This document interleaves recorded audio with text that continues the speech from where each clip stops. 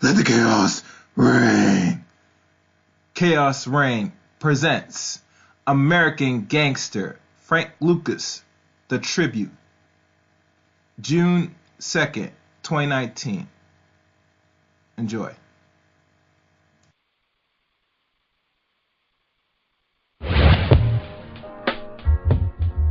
The views expressed on Talk Real Solutions, hosted by Tyrone Thompson at TalkRealSolutions.com, are the views of Tyrone Thompson and do not reflect the views of TalkRealSolutions.com, YouTube, or etc. The content here belongs to Talk Real Solutions and its many contributors.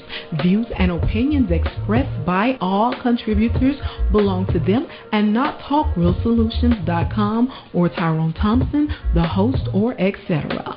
All data and information provided on the site is for informational purposes only. Talk Real Solutions makes no representations as to accuracy, completeness, correctness, suitability, or validity of any information on this site and will not be liable for any errors, omissions, or delays in this information or any losses, injuries, or damages arising from its display or use. All information is provided on an as-is basis.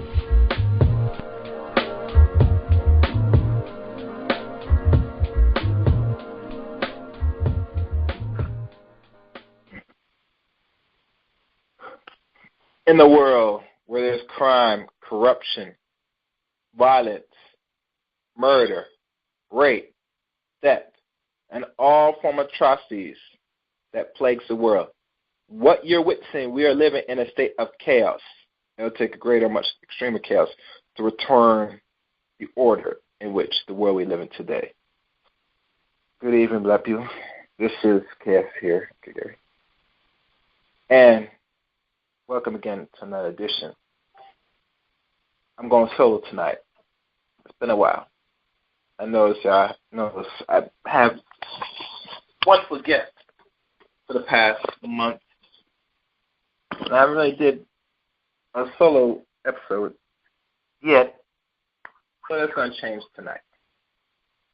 So, the call number for tonight's show is 712-770-4160. The access code is 915-411-POUND. I'm going to repeat that again. 712-770-4160. The access code is 915-411-POUND. And as y'all come on board and start to get into the show to listen in, I would like everybody to go to TalkRealSolutions.com. On the website, you'll see the 3-point plan for black empowerment. And in the website, there is a list of black established-owned banks located here in the United States of America. I believe the count right now is still 30, maybe, or 29. But they're out here in America, located in certain regions across this country. The website, Talk Real Solutions, has the information where you can find these black-owned banks. If you're near a black bank near you, I advise to take some of your money from the regular established banks and put your money into these black-owned banks, so we could, start practicing our group economics. Also on the website, you will see the latest articles, videos of current events. Some ranging from geopolitical events to things that the news don't really talk about that goes around in the black communities. Or any communities in general, but usually black communities is one of them. I have wireless caller. I'm not going to take it yet. Hold on, caller. Also, you can find us on YouTube as well. And as I wait, let me just pull up the YouTube. And I might have to share this for those that want to know what's going on. Give me 1 second. As well. As I wait, let me just... Okay, sorry about that.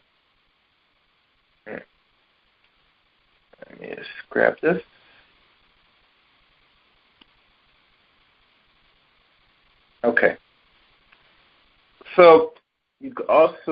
go to Talk World Solutions on YouTube as well to find all the latest audio recordings and videos on that website, and also on YouTube. All the shows pretty much that's done here will be on YouTube as well at the same time. So you don't miss a beat. You get me? Now, let me see what I'm doing here. Wait, hold on. Yeah. My system freeze? Oh, no, okay. I'm back on. All right. That's weird. Okay, let me go to this link. Actually, you know, I'm not going to buy a shirt in that group. Screw that. Okay. Let me go straight to the website. So,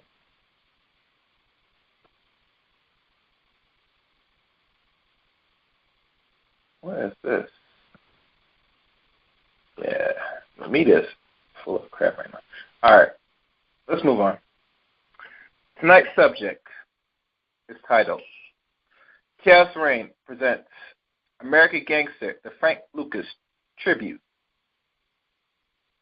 Now, mind you, I'm not really fond of so-called the American Gangster per se when it comes to us in Black America, because everybody knows what American gangsters here in this soil, they always put the original gangster in today's form as the black male, or what they call the black man, as the original gangster, and to voice all the other history of recent gangsters in this country, from the Italians, from the Irish, to even the Jewish people.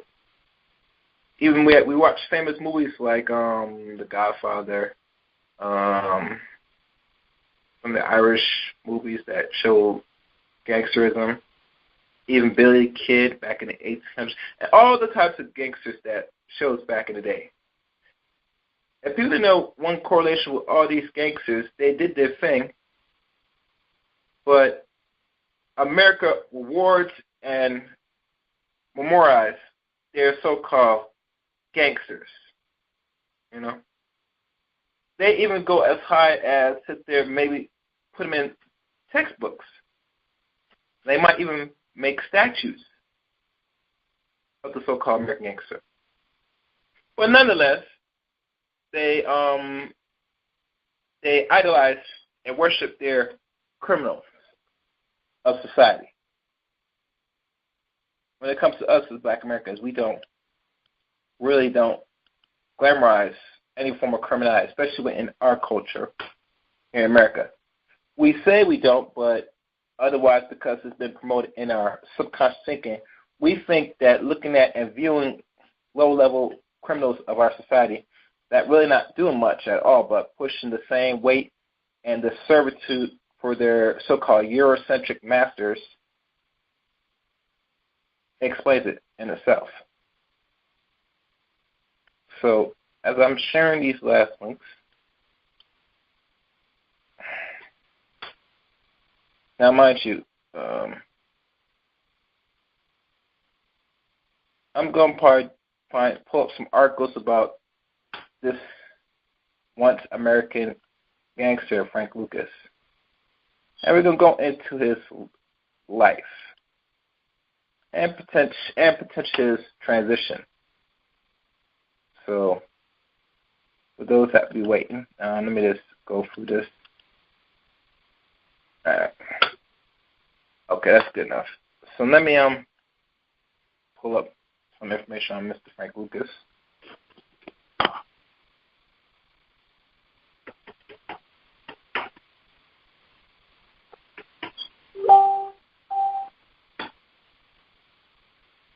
Hold on, I got a message.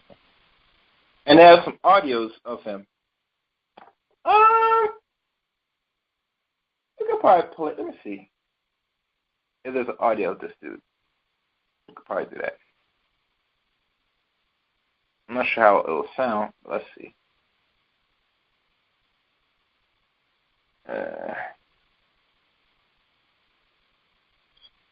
No, matter of fact, we're gonna read the articles because I did not really put the the audio clips, so it won't sound good on my end. So I'll probably will just read a couple links here. Who's this?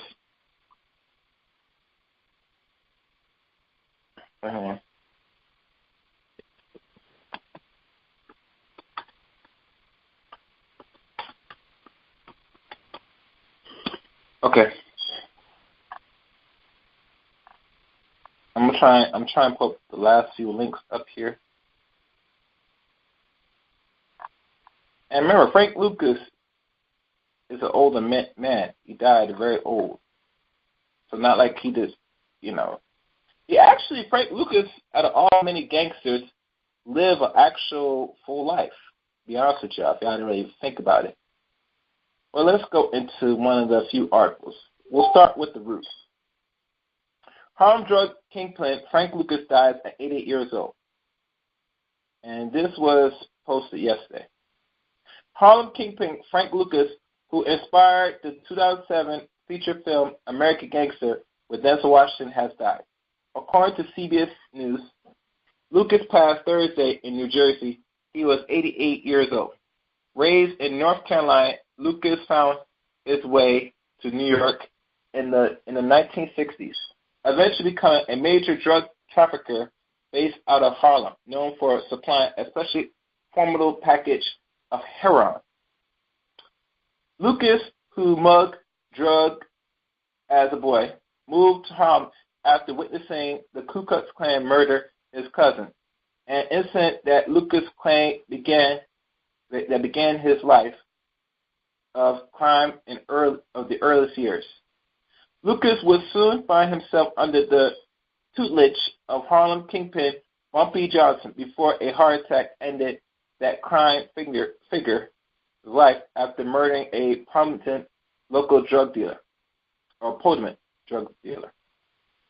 Lucas would pick up where Johnson left off, earning more than $1 million a day by his own calculation.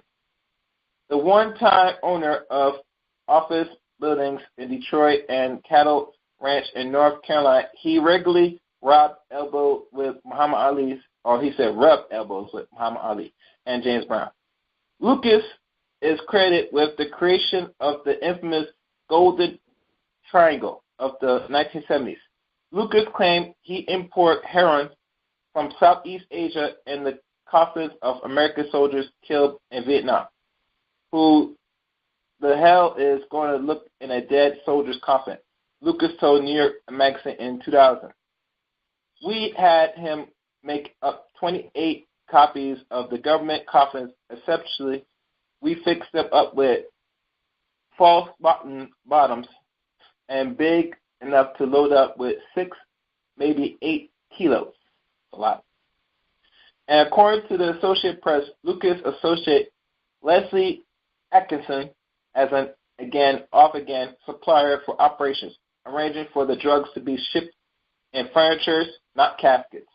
When it all came crashing down in 1975, which is roughly now 44 years, Lucas was convicted on federal drug charges and sentenced to 70 years in prison. He served 7 after providing information that led to the conviction of associates and peers. He was released in 1982 and convicted in 1984 on a fresh set of drug charges and released again in 1991.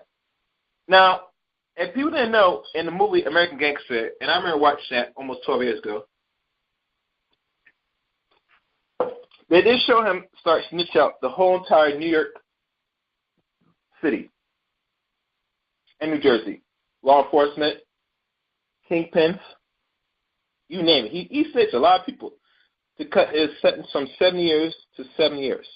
And if I'm supposed to go back to jail 4 years later and then come out in 1991, which if you look at the movie itself, and I remember what age was he when he came out. When that he came out at age 60 years old, or 61, because if I could go back and find when he was born, and let me check his bibliography.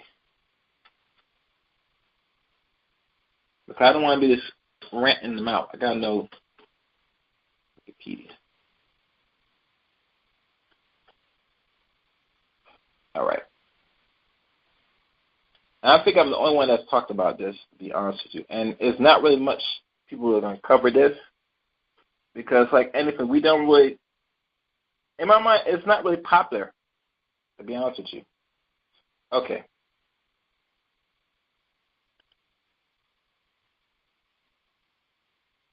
All right. Let's see what Wikipedia pulls up on Frank Lucas. Thank you.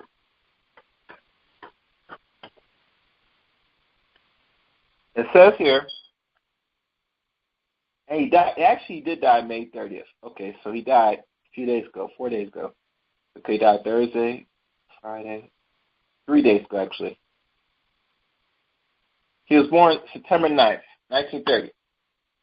So when he got released from prison one last time, he just turned 61 years old, or 60, going on 61.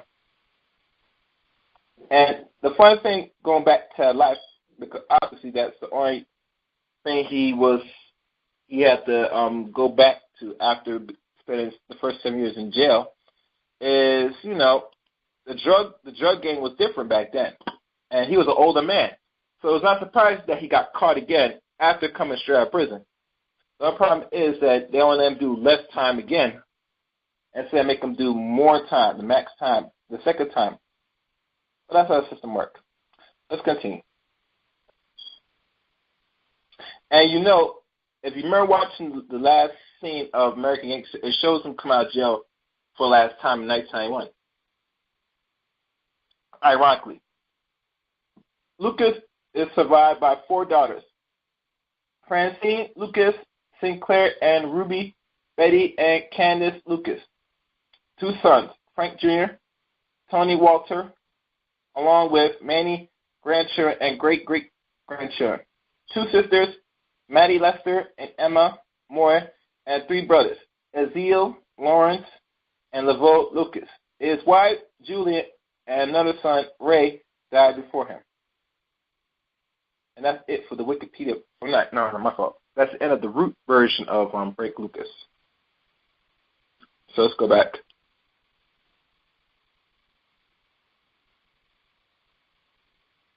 Let's go down more. See what else is saying.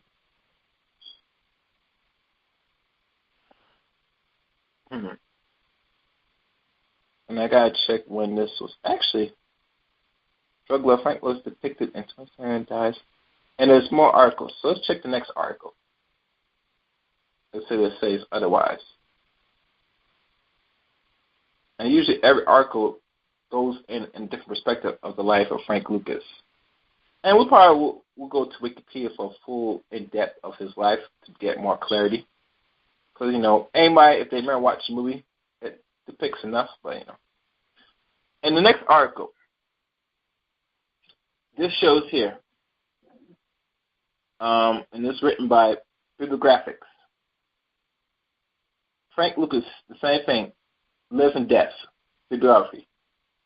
By the 1960s, gangster and drug kingpin Frank Lucas had constructed an international drug ring that spanned from New York to Southeast Asia.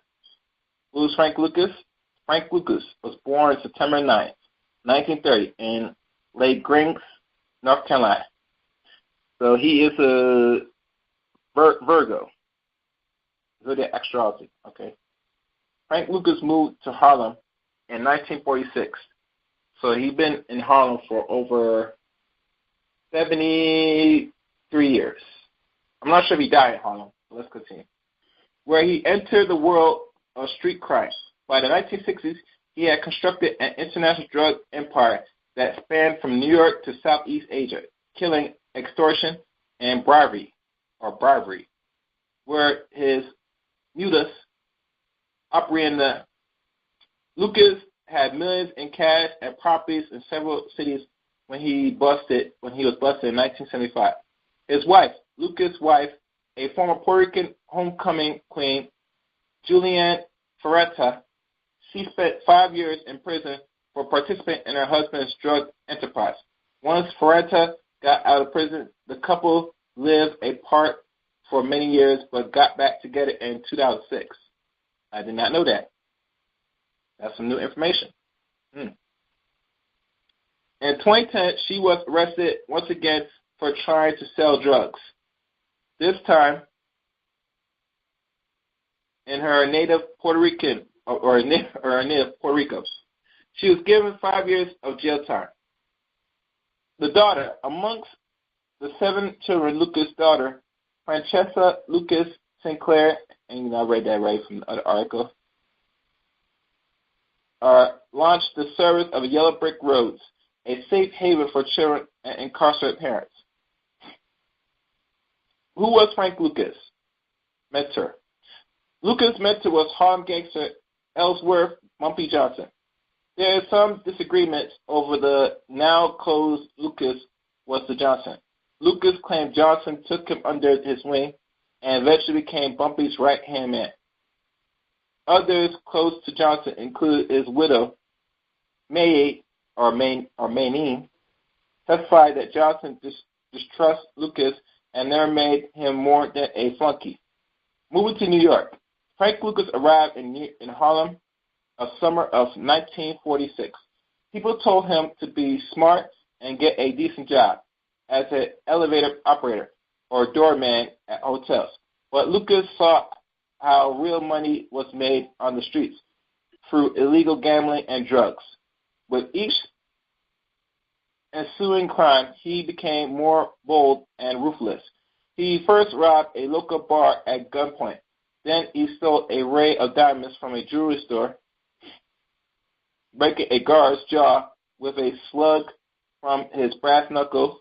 Feeling confident, he broke into a high-stakes crap game at a local club and robbed all the players. Then, in the summer of 1966, on a crowded sidewalk, Lucas shot a local thug who rearranged on a dope deal. His efforts caught the eyes of Ellsworth Bumpy Johnson, and longtime Harlem gangster who controls gambling and extortion and operations. Frank Lucas learned well from Johnson, but took his teachings to a whole new level, developing one of the most lucrative crime organizations of the 20th century. Johnson died in 1968, leaving the control of Harlem up for grabs. Lucas took the opportunity to seize as much territory as he could. International drug trafficking. Frank Lucas wanted to be rich. What he calls Donald Trump rich. He's not only believing he could make it big in the drug world, he also understood how to do it. He started with the planning. He called it backtracking.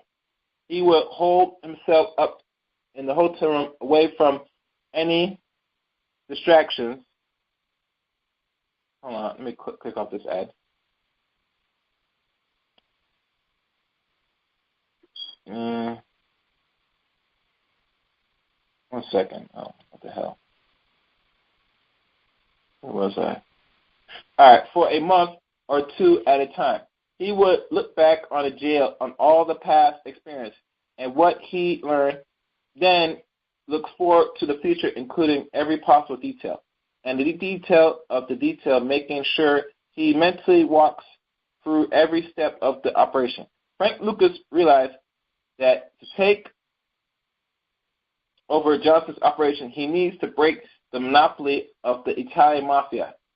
His idea was to bypass the mafia's heroin trade in Harlem and go directly to the source of the drugs. By 1968, the Vietnam War had been raging for several years. It was common knowledge that U.S. service personnel had been exposed to many different illegal drugs, including heroin. When they came back to the streets or to the States with their addictions, they sought out new sources. By the late 1960s and early 1970s, dope was rampant in most large American cities, with brands names like Mean Machine, Can't Get Enough of That Funky Stuff, and Harlem Hijack. Lucas knew he could meet the demand and make a hefty profit if he could get the drugs directly from the source. He decided to travel to South Asia. And Frank Lucas had what is called an expectation of invincibility. He He really thought nothing of getting on a plane by himself and traveling halfway around the world to Thailand. He knew little about the country and didn't speak the language, yet he was engaged in one of the most deadly occupations imaginable, international drug trafficking. On his arrival in Bangkok in 1968, Lucas checked into the Dustil Thai Hotel. There he met Leslie Atkins at Jack American's Bar, a restoration hangout for the African-American soldiers. Atkins ran the bar and was well connected with the many U.S. Army soldiers in Southeast Asia, often supplied them with drugs on demand. Atkins also hailed from Greensboro, North Carolina, and had married one of Lucas' cousins. Thus, Lucas initiated a policy on only hiring relatives or close friends. Now, mind you, before I continue, yeah, Kenny, I do see your hand up. Mind you, I want y'all looking good. Now, you know, and we all know that if people look at history of the Central Intelligence Agency, not only they deal with international affairs, but they also deal with drugs. And they're the one components that bring in most of the drugs, including some of the drugs during the 70s after J. Edgar Hoover transition, ironically. And remember, the drugs kind of hit the black community hard around that time. Well, I would think that we think the 80s with drugs hit you hard, but it really started a decade early in advance. And like with Frank Lucas' situation, he went out his way to go travel into Asia to not only get connections, but to learn as much as he can, and regardless to the people who he can connect to get the main suppliers of drugs, which is ironically people that work in the military, surprisingly. From reading that. Nothing really surprises anybody nowadays. And the funny thing with him, he didn't have anybody work for him to push the operation in his drugs. He selectively put people in his family into the drug business, including a few friends, which I do not agree. And my reason why I say this, because anytime when the shit hits the fan and raids come happen, not only your black ass go to jail, but everybody's family goes to jail. And that could really cut off a whole lineage of family right there. One swoop over pushing, I like to call poison to the community that you do not control. You do not control at all. Now, I hear most people make excuses, say, you know, they're out, you don't have to pick the drugs. I agree. But you don't forget the mindset and the environment you live in.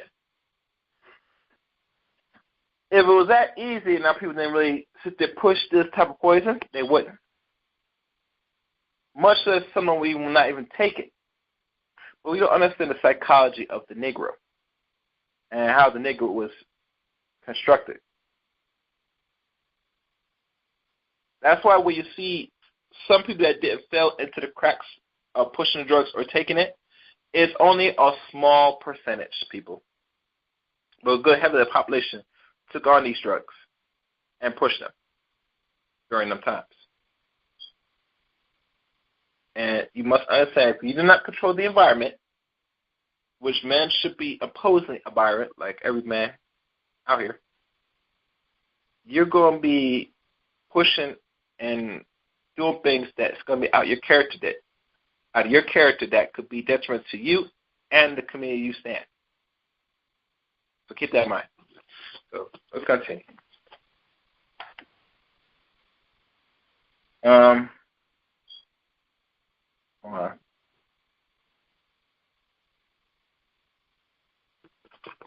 Atkinson agrees to supply Lucas with the heroin, while Lucas wanted to see the operation for himself. The two men traveled for nearly 2 weeks through the jungles of Thailand until they locate Atkins' main connection and business partner in China, or Chinese Thai gentleman named Linchin Rabota. Rubaiyat, I think I pronounced it, Rubaiyat, also known by the code name 007, controls several hundred acres of poppy fields in the Golden Triangle, a dense jungle area on the borders of Thailand, Burma, and Laos. Next to the poppy fields were caves bored into the mountains where the poppies were then processed into heroin. On Lucas' first trip, he bought 132 kilos of high-quality heroin for $4,200 per unit. At home, he would have paid $50,000 for kilos from the mafia.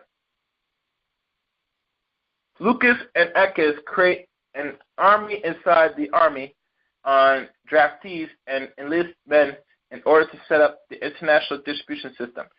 Key military personnel had to be bought into the system, including high-ranking officers, both American and South Vietnamese. Lucas used a combination of charm and perceived bribe to recruit his team. As he did with nearly all parts of the enterprise, Lucas would oversee the operation personally in Southeast Asia, sometimes discussing himself as an army officer, and distinguished himself. The plan was to send shipment of heroin on military planes to military base on the eastern seaboard. From there, the package would be sent to accomplice who unpack the heroin and prepare it for sale. Hyperbole suggests that much of the dope was stuffed into the coffins of dead servicemen or even stuffed into the cave dwellers. Lucas testified that the recruits a North Carolina carpenter and flew him to Bangkok to build over 24 government-issued coffins with false bottoms big enough to load in 6 to 8 kilos of heroin. But it has been reported that Akez only packaged and smuggled heroin in furniture. That's what it said. In setting up the organization back in the state, Frank Lucas combined toughness with intelligence, being very careful to make sure every detail was covered. He contracted only trustees, relatives, and close friends from North Carolina. People like Lisa or Leslie Atkins, he believed they were less likely to steal from him and to tempt the vice of the city. He recruited his 5 young brothers and moved them to New York in the city. They became known as the Country Boys, and they controlled the territory in 116th Street between 7th and 8th Avenue in Harlem. Lucas approached the marketing of his product like any entrepreneur by offering value for the right price. Because he was getting nearly pure heroin directly from the source, he was able to cut the drugs at a higher level, usually between 10 to 12%, when most street heroin was only about 5 to 6%. Lucas hired several young women to mix the import heroins with mantines and quinines. And that's how it's pronounced. To prevent theft, these women wore nothing but plastic gloves to protect his investment. Lucas inflicted brutal violence against anyone who stood in his way, inflicting terror and adversity, inspired respect from friends and business partners. Living the high life, stashing millions by the Caveman Islands. Before I continue, let me check if there's anything in the chat room on YouTube. Because most times I like to go back and forth.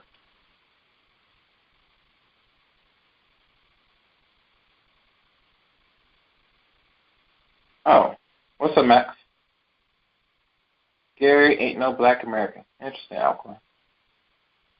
Okay, the little Jewish boy says some stupid shit. All right, let's continue. All right.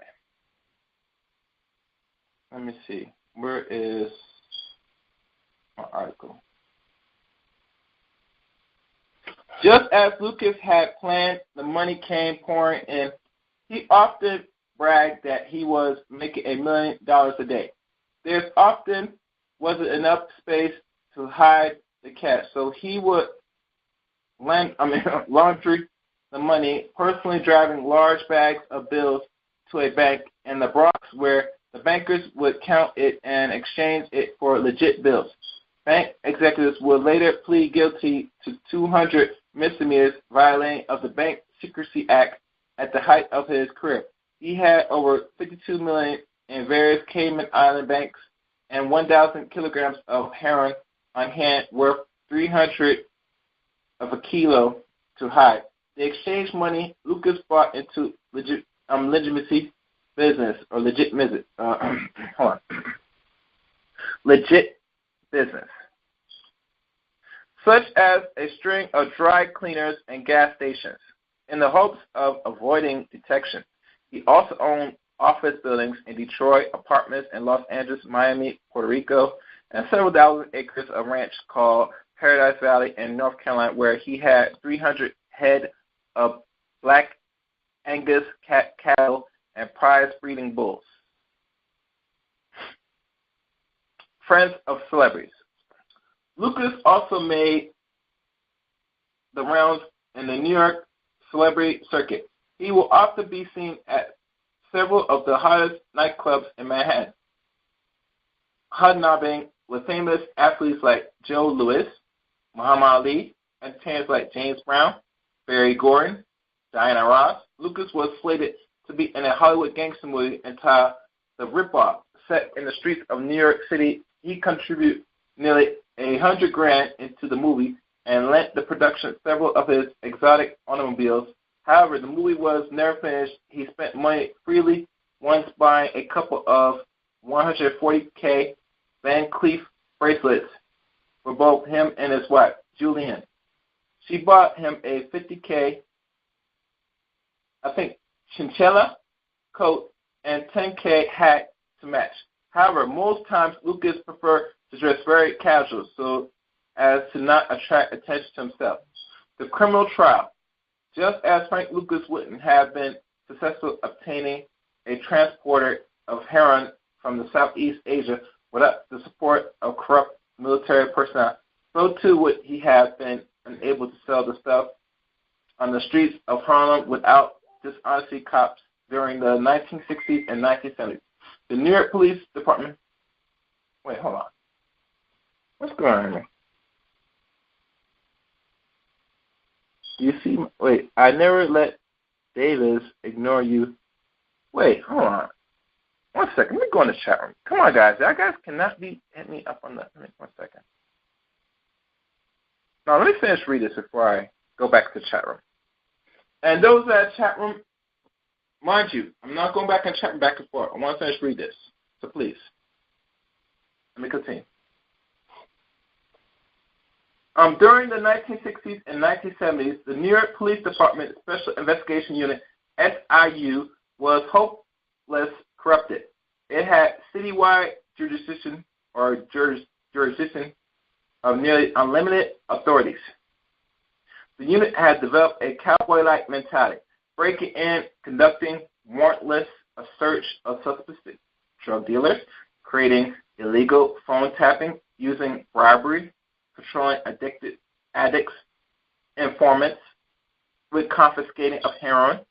Several of the officers were on the takes with local drug dealers to look the other way. At one point, Frank Lucas was caught by the head of the SIU, Bobby Lucia, with several kilograms of heroin and cocaine in the trunk of his car. According to Lucas, he was taken to the police station where he had to negotiate his release with an officer of $30K and 2 keys of heroin.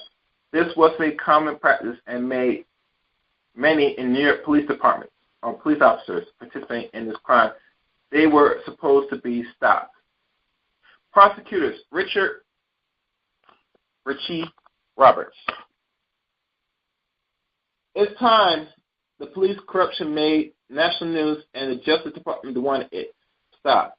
In 1971, Officer Essex County, New Jersey, formed an investigation narcotics unit called the Special Narcotics Task Force, SNTF, headed by the Assistant Prosecutor Richie Roberts, served as a detective in ESSU County since 1963.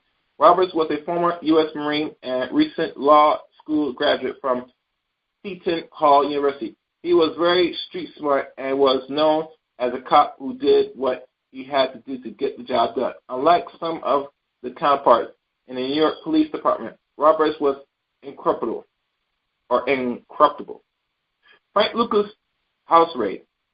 On January 28, 1975, after a legit investigation by the FMTF and the DA strike force staged a surprise raid on Frank Lucas' house in the upscale neighborhood of Teaneck, New Jersey. In a panic, Lucas' wife Julian threw several suitcases stuffed with cash out of the window. All total of $584K was recovered. What Lucas referred to as the street money, also found were key to several Cayman Islands safe deposit box, property deeds, the ticket to a United Nations ball compliment of the ambassador of Honduras, and a short order of 10 individuals were arrested, but none of them was Frank Lucas. As yet, were no direct evidence trying to Lucas to the drug operation. There came a break during the interrogation of suspect. Lucas' nephew, one of the country boys, broke. He made names shown investigators whereby were made and identified public pay phones used to make drug deals. Assistant Prosecutor Robert used the evidence to charge 43 people, many in Lucas' immediate family, with the crime of drugs trafficking. Immediately, Roberts had a weak case against Lucas. Hold on. But with the corroboration of the co-defendant, he was able to put enough evidence together to go to trial. At the trial, several people testified about the devastating effects of heroin, particularly Lucas' Blue Magic brand, which was far more potent than most heroins and caused many deaths due to overdose. Roberts made the case against Lucas, declaring he had killed more black people than the KKK with the sale of Blue Magic. The jury turned in a guilty verdict, and Lucas was sentenced to 70 years in prison. After a few short months, Lucas turned informant and gave names of the mafia accomplice and corrupt members of the New York Police Department. He even gave up Atkins, who was his heroin connect in Thailand. Lucas' testimony resulted in 150 multi-defendant cases, including 3/4 of New York Drug Enforcement Agency and 30 members of his Senate. Damn, 3/4 of the New York Drug. But Christopher God said that's New York. But we must understand this. This country is founded on criminality. And people don't believe me? Do a little research on the history of America. How America was funded by rape, plunder, and what? Pillage. All Europeans of European descent that still exist today. Even the Pilgrims, the people know the Pilgrims, they are the people of Europe that they said the biggest of known criminals come here to ravage and colonize this land, this soil we call the United States of America. Their criminality has not ended during the creation of America. It still goes on, and it probably goes on today from what we know. And it goes on in higher places in government, but that's another story. But to know that more than 1/4 of the New York Police Department, Drug Enforcement Agency, a lot. That's a lot right there. But let's continue. The aftermath, repairing the damage. As a reward for his information, Lucas' sentence was reduced to 15 years, and he was released in 1981. He was arrested again in 1984 for trying to exchange an ounce of heroin and 13 grand for a kilogram of cocaine.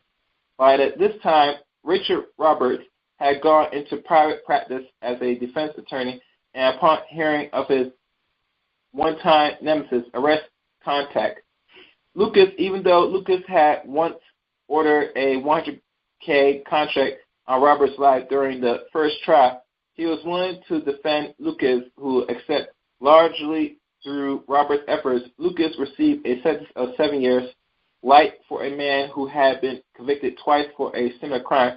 When he was released from prison in 1991, Roberts contacted Lucas again and offered his help, this time to get his life straight. Lucas had developed a tepid relationship with Roberts during the past trial investigation. Now the relationship strengthens as Roberts genuinely believes Lucas was remorseful in the process. Roberts became the godfather of Lucas' son. Okay. After his final prison release, Frank Lucas returned to a devastated Harlem to witness the poverty and squalors caused in part by the drug business.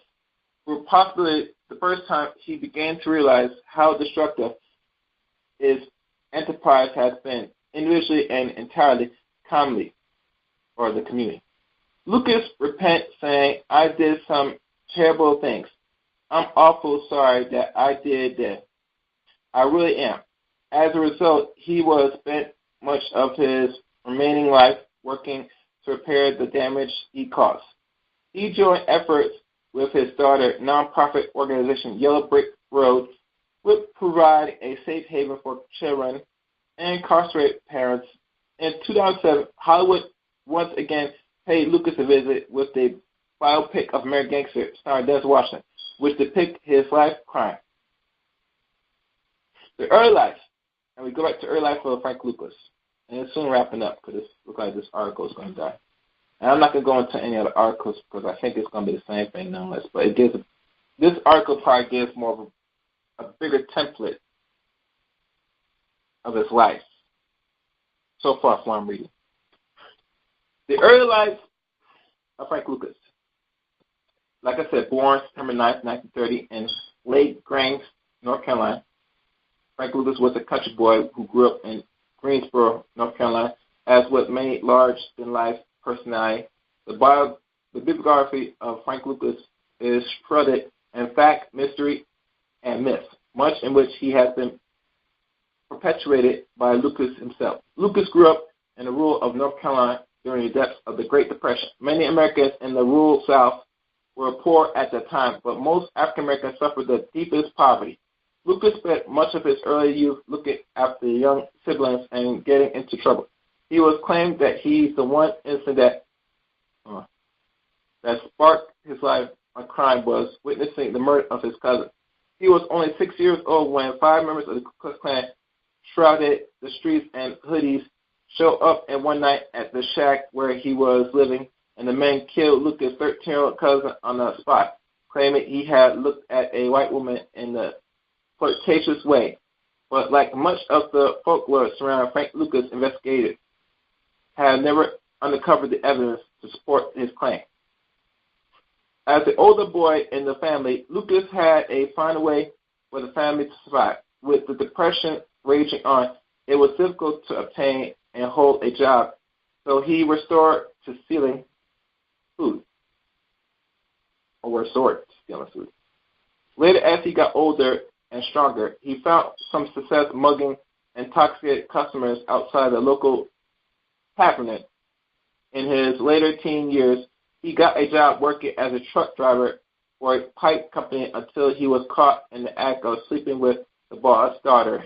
In a sharing fight, Lucas hit the father on the head with a pipe, knocking him out cold. He then stole $400 from the company and set the establishment on fire.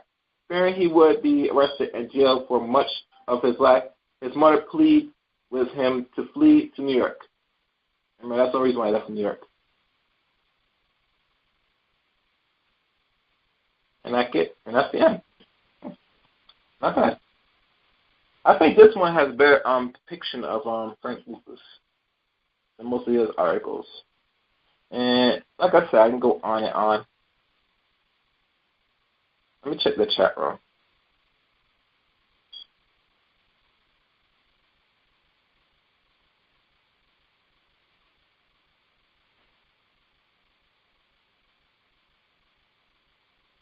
And look like somebody named Forbes once said they had like a documentary, which I didn't know that. I didn't know that. Interesting. Let me see then. All right, no one is at the queue, so no one raised their hands. So I guess I'll keep going.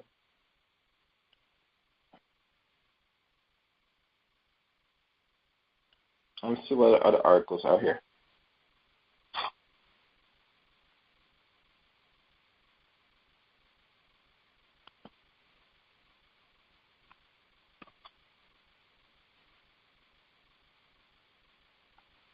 And I'm scanning through these other articles, see if they say the same thing. I don't think they said where he died from, to be honest with you. Now I'm thinking about it. It says the same thing.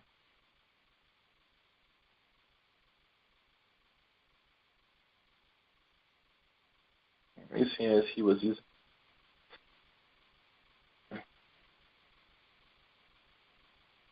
Okay. Right, let me go back.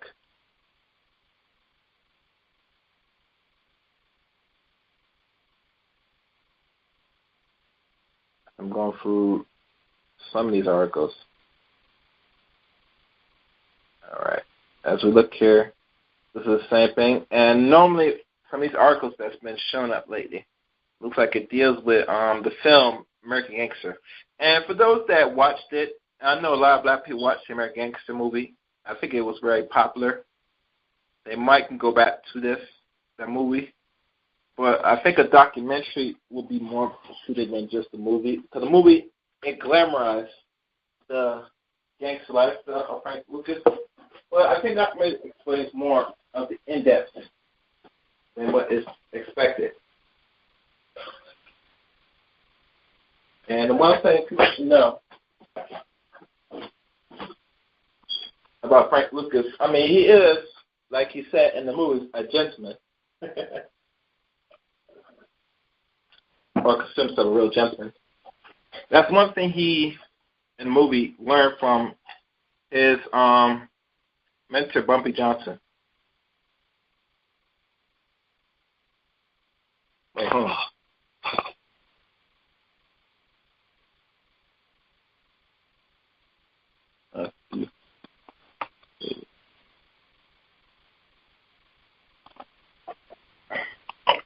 Okay. Just go down. Let's look. And then the next article says the same thing. No, you cannot.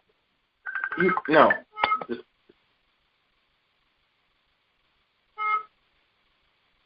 cannot do that, man.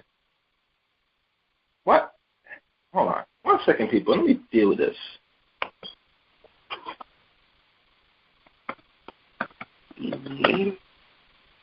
Here.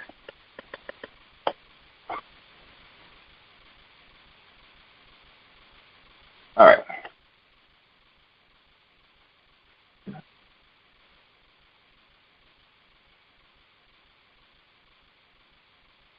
All right. Let me go to the next article.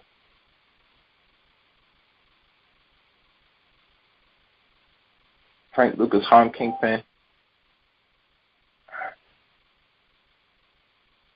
All right. I think this is the last article. This is from Essence. And let me scan, make sure this is not the same thing.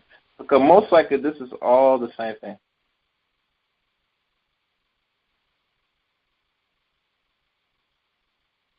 Okay.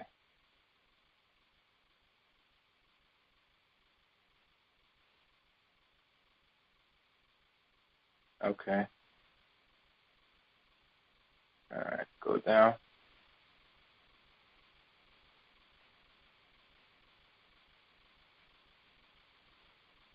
Yeah. I guess that's it. It's the same thing. So one thing I would like people to take out of this American Gangster, Frank Lucas story, and to know this, is that Frank Lucas, like many men, is a great man, nonetheless. I would say with him that he lived a life a rough life, like many black men of the South during the stage or the days of the Great Depression, or after the Great Depression, more like the word, because when he was born, the Great Depression really started in 1921, after the last well-known established cities or towns called Tulsa, Oklahoma, that was burned down. That's when the Great Depression really kicked off.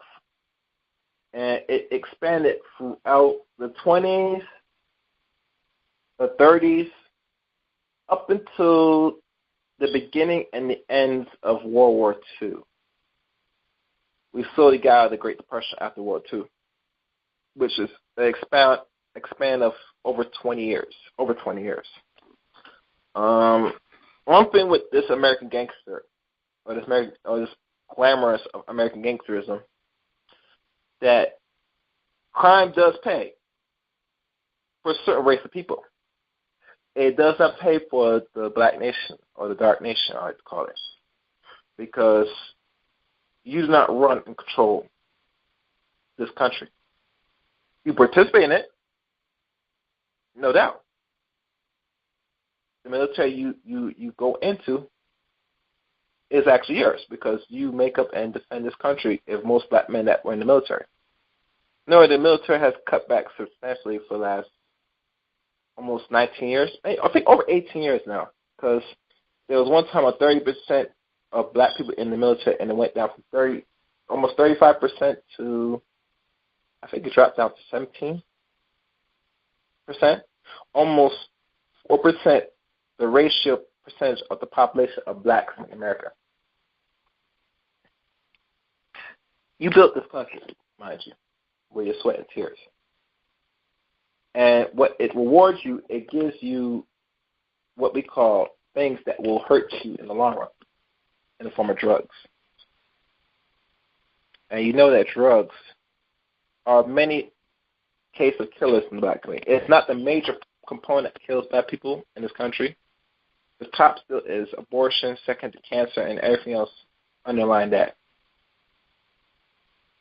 But you have to understand that American Gangster, because it's not meant for the black nation, is really designed for people that really is in power, because they define laws, policies, and bend the rules as they see fit. That's why you could have like a Harvey Weinstein that has committed adultery and sexual deviance and, molest. Well, we could say raping of these women, either by their choice or not. Could sit there, walk off, and only pay, on an average, $60K to each victim. And we could say Trump did some shit too. We all know what he did, but because he is representative of this country and he established himself very well, able to get around these same issues as well. No doubt. Many other things that we don't really look into. One thing I want people to know, and know this well, that crime does not pay for the black nation.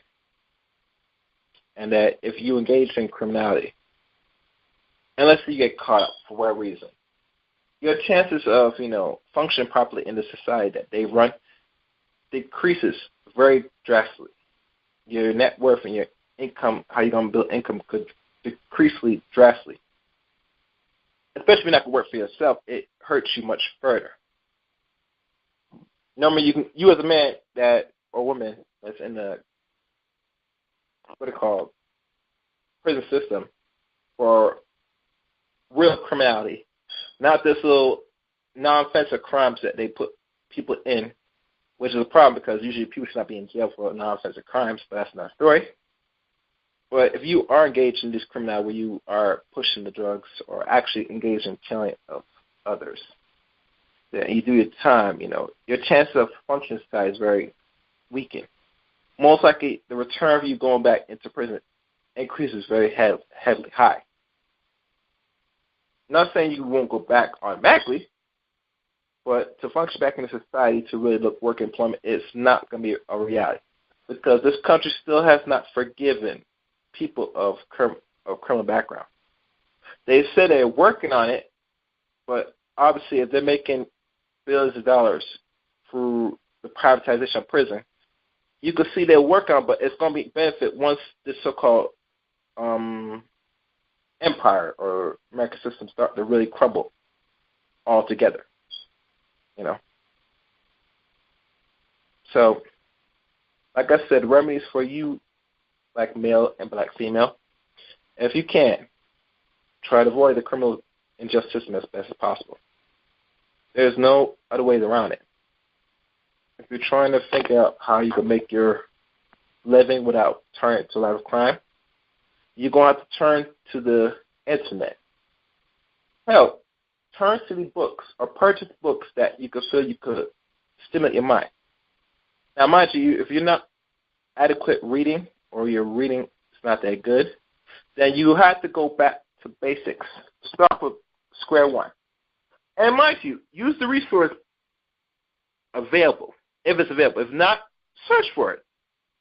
Because like any journey to reorganize and restructure your way of thinking and how you view the world and your mind to better retrain yourself, you have to go and search now.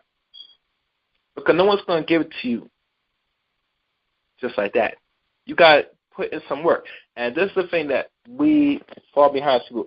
We're not willing to put in no work out for our natural survival, much as to better ourselves spiritually and mentally. Besides the physical, because physical get fixed anytime, you do some exercise and a story. But for the other things, you got to put in the work, the effort to really fix your mind. And like always, they do value how people are going to go into jail because of the third grade reading level. So if you're a person that went to jail for non-offensive crime or actual criminality, you might have to go back to square one to really develop your reading habits and strengthen that part. Because there's no way in hell that they're able to predict how many jails or prisons they're going to build just by the third grade alone. So that means you cannot interpret information. So obviously your way to naturally operate in this so-called system, which is now living, we're now seeing a digitization of the system, where we now witnessing technology to be the replacement of physical labor of man in certain environments, i.e. automation, and all these things that people are always concerned. And mind you, even when I had BGS Igmore on here, and I talk to BGS sometimes, not a lot, but when I get a chance to dialogue with him, and one of the few things that people are fear about is this thing about if they're going to find employment. I read it in the chat room on my own channel one time, and they asked the same question. So it tells me that a lot of people are fear of the really what is to come.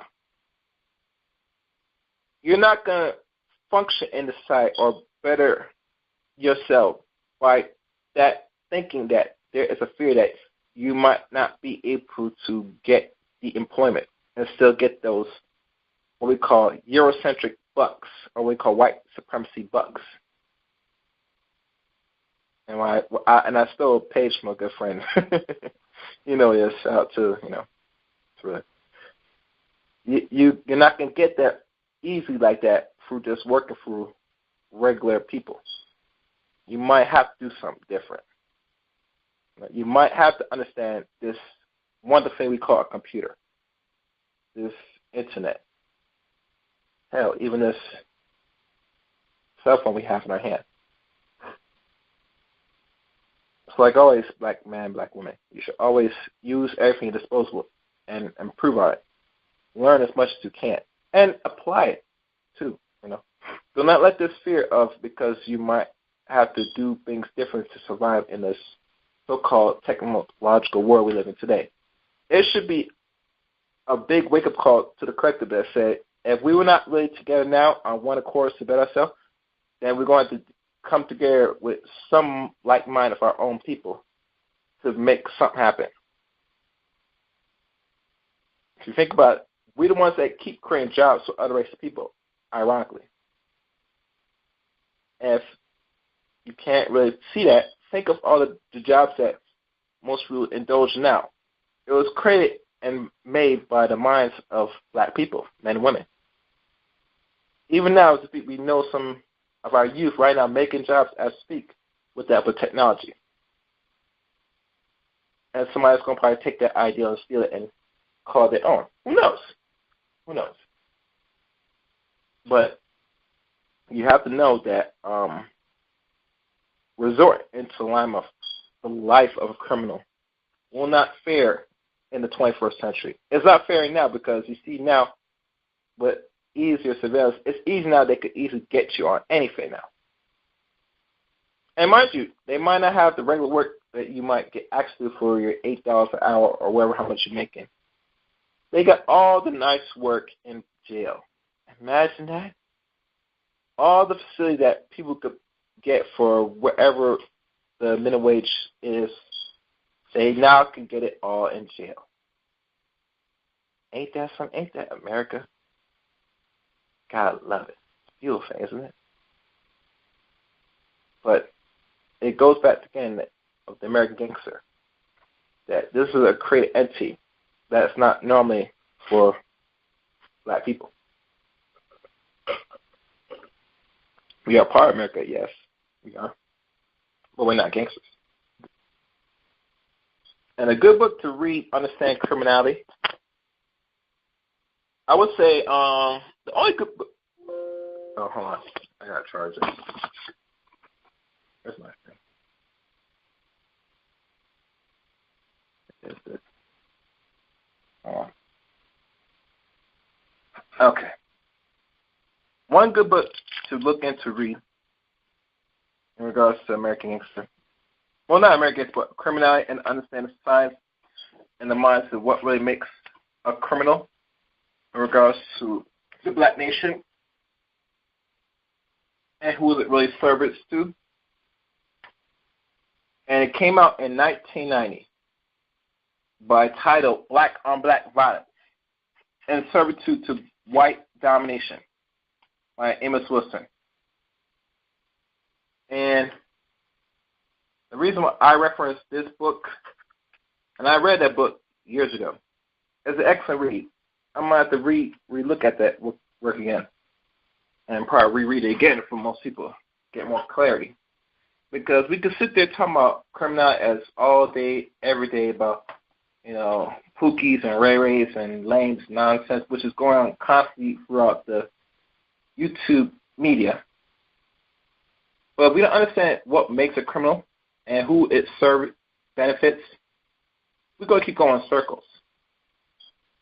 And black people should not be creating circles and dichotomies between men and women that fall under the criminal injustice system to the ones that ain't. That's not help us. That's not get us far, and it's not help us move forward. It's a waste of time. So, hope you take that to heart. So let me go up to see if anybody raise their hand. Let's see.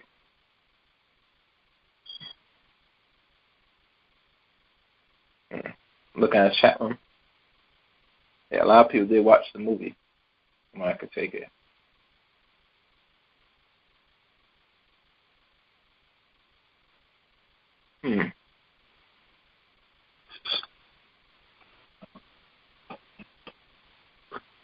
I think I could put the number in the chat room. Let me see.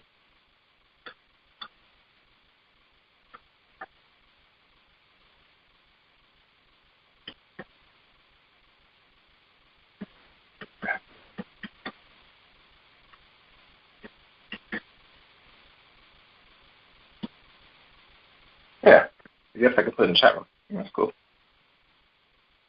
As I wait for people to come in or call in, what else is out here?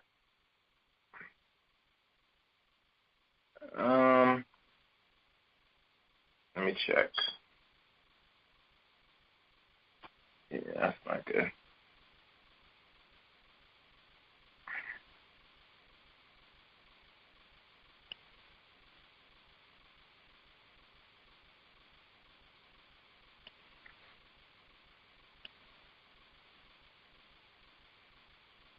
Okay. I think if anybody knows what else is going on other news, please enlighten me.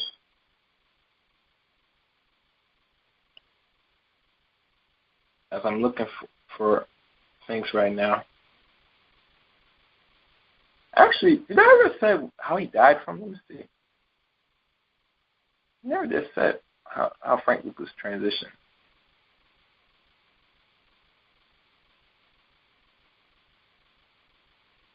I'm going to go on Wikipedia to see if I can find that. It does not say.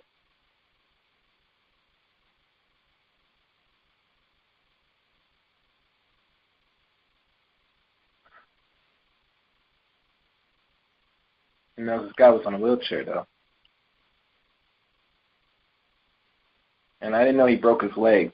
That's why he was in a wheelchair.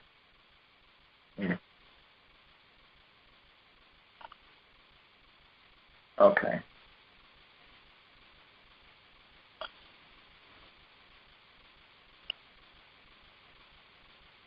Mm-hmm.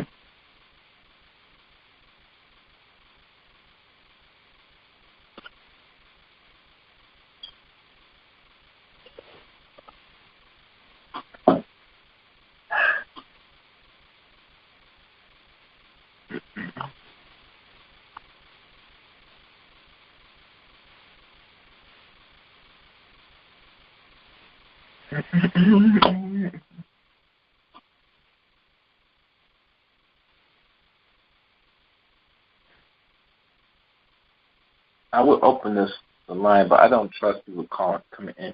Matter of fact, let me take off Q&A, see if people will pop up.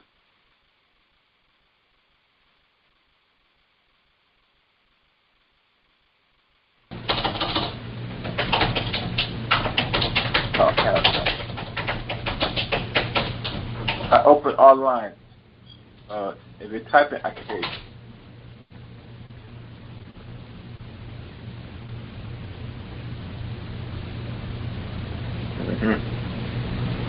That's what I thought.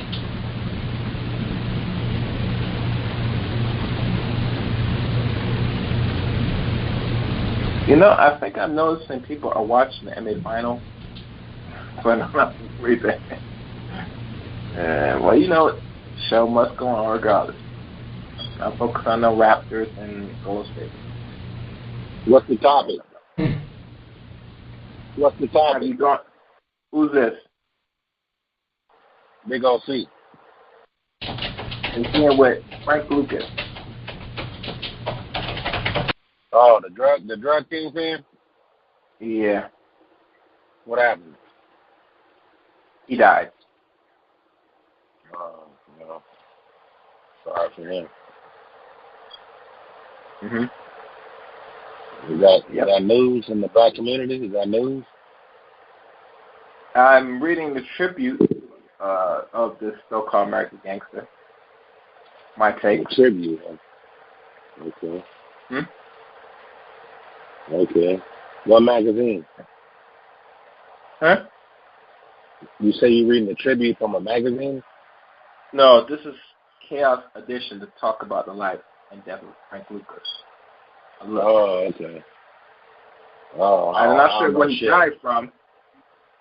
I'm not sure where he died from, but, you know, it is what it is. He was old, though, right? He was hella old. Oh, yeah, of course. He actually lived an actual full life. He would turn 89 in September. To be honest with you. I'm not like this guy died, like, premature. You know, if you live past 80 in this society, you're doing pretty good. I'm the same. Okay.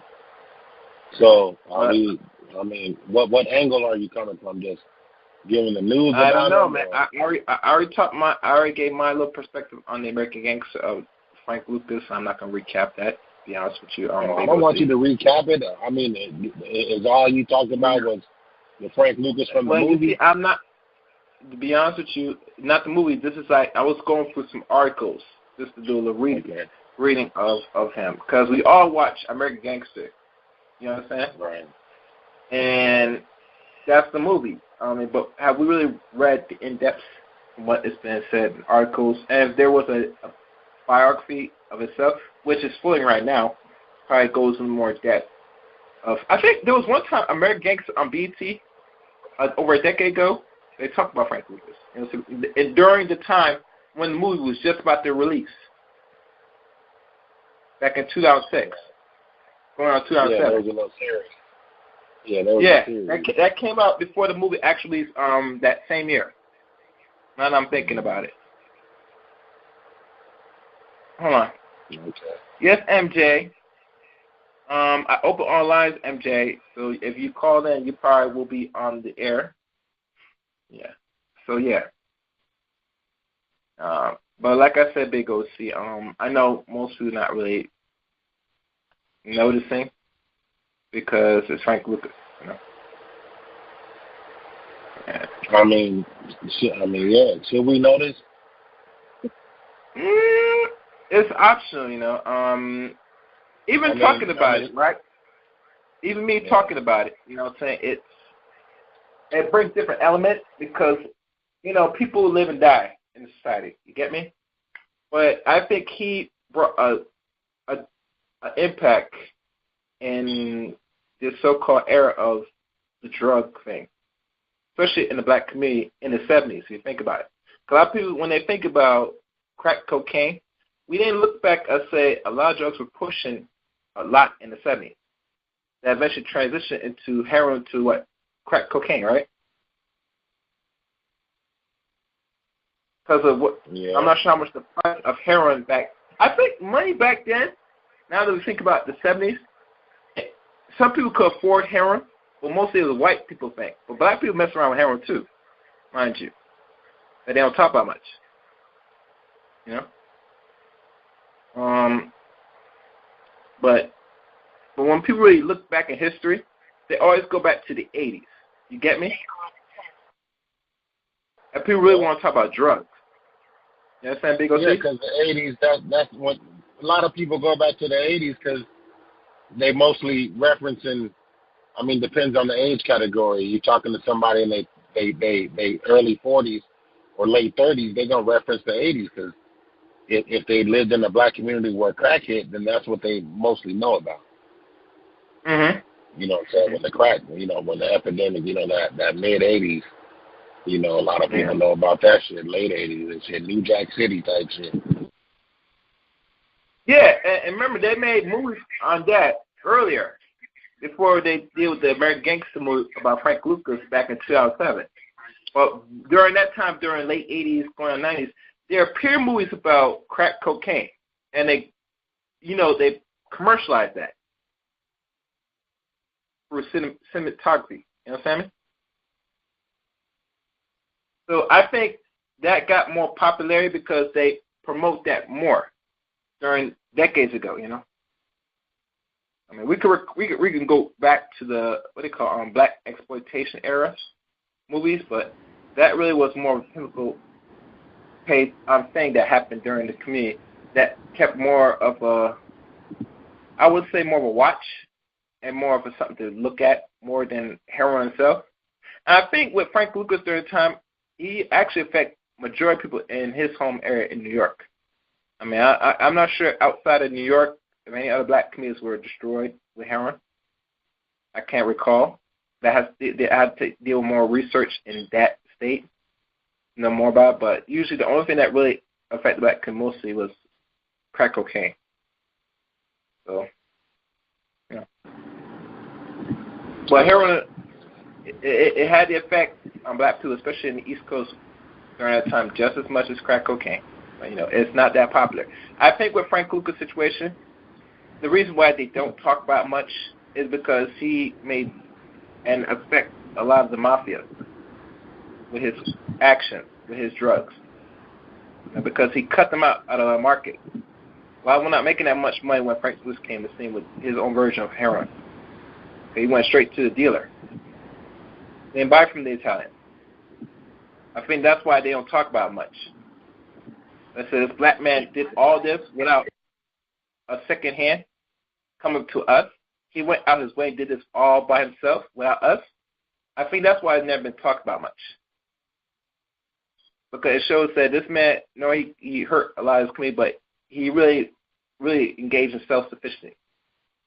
They didn't really speak to no person that is what we call non-black in this country to get his supply. He went straight to the deal and paid and made his way.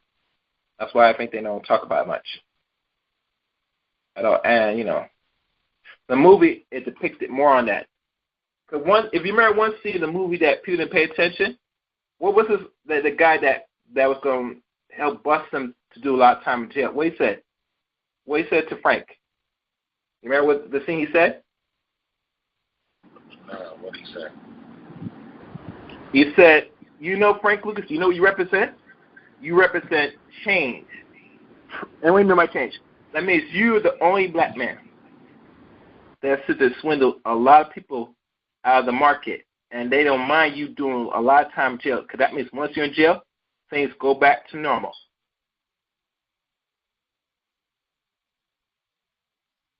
You get me? Yeah, but that's why you think there's not change, yeah. Because usually no black man should own the market like that. It should be, if anything, he's going to own anything. It's only when they allow it. They say if you want your heroin, you got to come to us directly. Pay us. We'll be your supplier. You come to me. He said, no, I'm not going to you. I'm going to somebody else and get my directly. They didn't like that. Cancel. And not only they didn't like it, his drugs were somewhat better than theirs, because a lot of people didn't go to these other non-blacks for that drug. They went straight to him. So, yeah. That's how I view it. It's very destructive at the end of the day, because, you don't feel that he don't care, but you destroy a lot of lives in Harlem. You know what I'm saying? With heroin, which eventually led to, the crack a decade later. So, yeah. Yep. Led to crack a decade later. So, that's how the world is, It's very much a dog-eat-dog world. But you watching basketball? Big OC?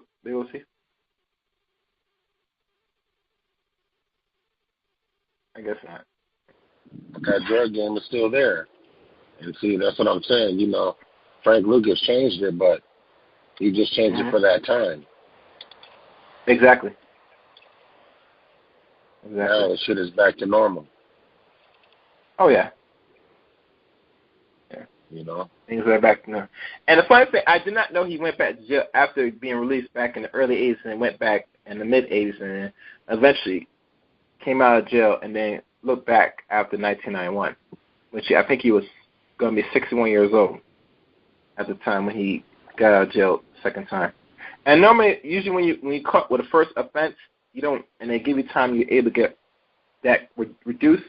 To go back to the same thing, they could really say, now we could put you for longer. But I guess because he snitched so much and he has a certain connect with that same lawyer. And if you remember back in them days, they didn't have no 3-strike policy that were hard on, sentencing crime. I mean, they're sentencing people nonetheless, but not to that extent where you're going to do, even more time, Like, you do this again, we're going to put you longer, So,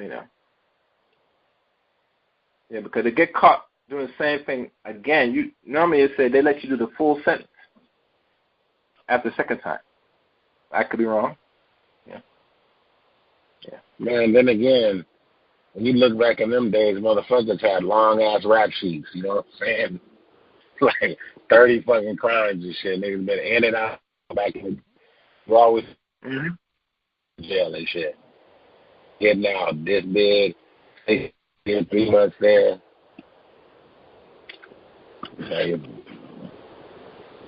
Crazy ass cycle, man. Oh yeah. But out here, once they hit that 3 strikes law, motherfuckers was dumb. Yeah, and mind you, when they put that in effect back in '95, I believe, that's when niggas really had to start tightening up. So, oh no, we can't go back to jail because we're gonna be here for life. Right. And nobody wants to be locked up. And it's funny thing with the 3-shot law, I didn't know Barack Obama's vice president Biden helped draft this bill, just like many politicians. You get me?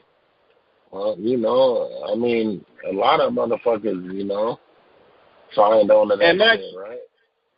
Yeah. And mind you, these are the same people that want to run for office. And say, all right, if you're able to put a bill to lock people permanently in jail, what more shit you going to do? You don't think about it. See, that's why it's a trick bag.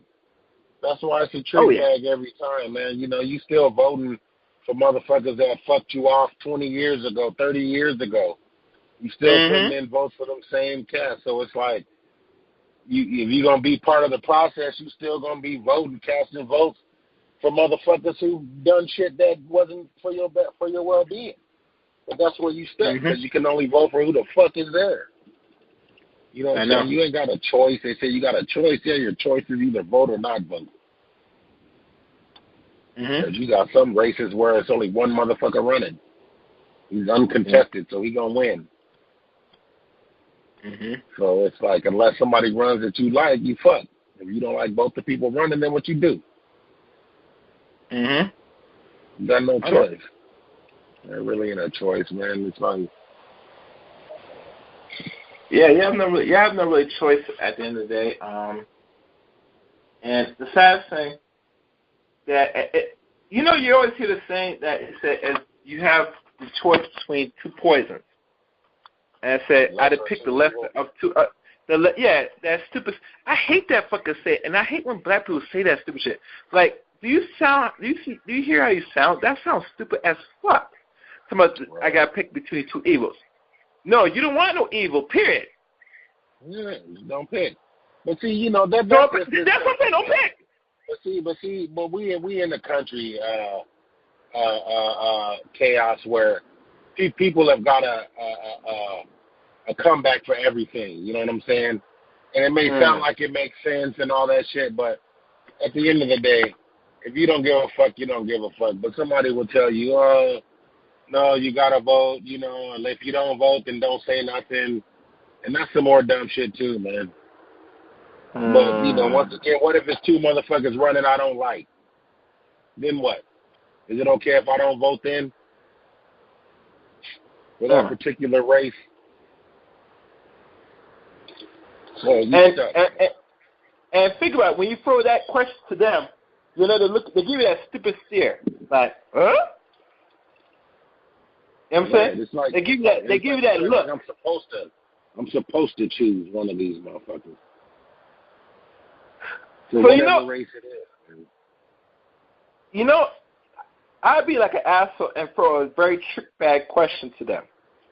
And say, let's say this. And I'll tell you this. Okay, so if I had to pick between the lesser two evils, let's expound by that. Let's say evil number one. I open the door, he has a gun ready to blow my head off. But evil number two, I open the door, he has. He gonna shoot you in the leg. No, he gonna shoot you in your leg. Door number two. All right. Let's say we shoot him. Okay, fine. He's gonna injure you badly. And door number two, he has like let's say a food like a cake to give you, but then notice that the cake is full of poison. It'll make you sick and potentially kill you. Which one's better? Get it in the leg or potentially die from poison? Well, you gotta pick one, or you can't say nothing. Pick one. Pick one. Yeah. Now, and let's say we had to pick one. If they said we had to pick one, I want to say now most people gonna pick. Say I'd rather get the leg shot because I could recover from that. But that's the point.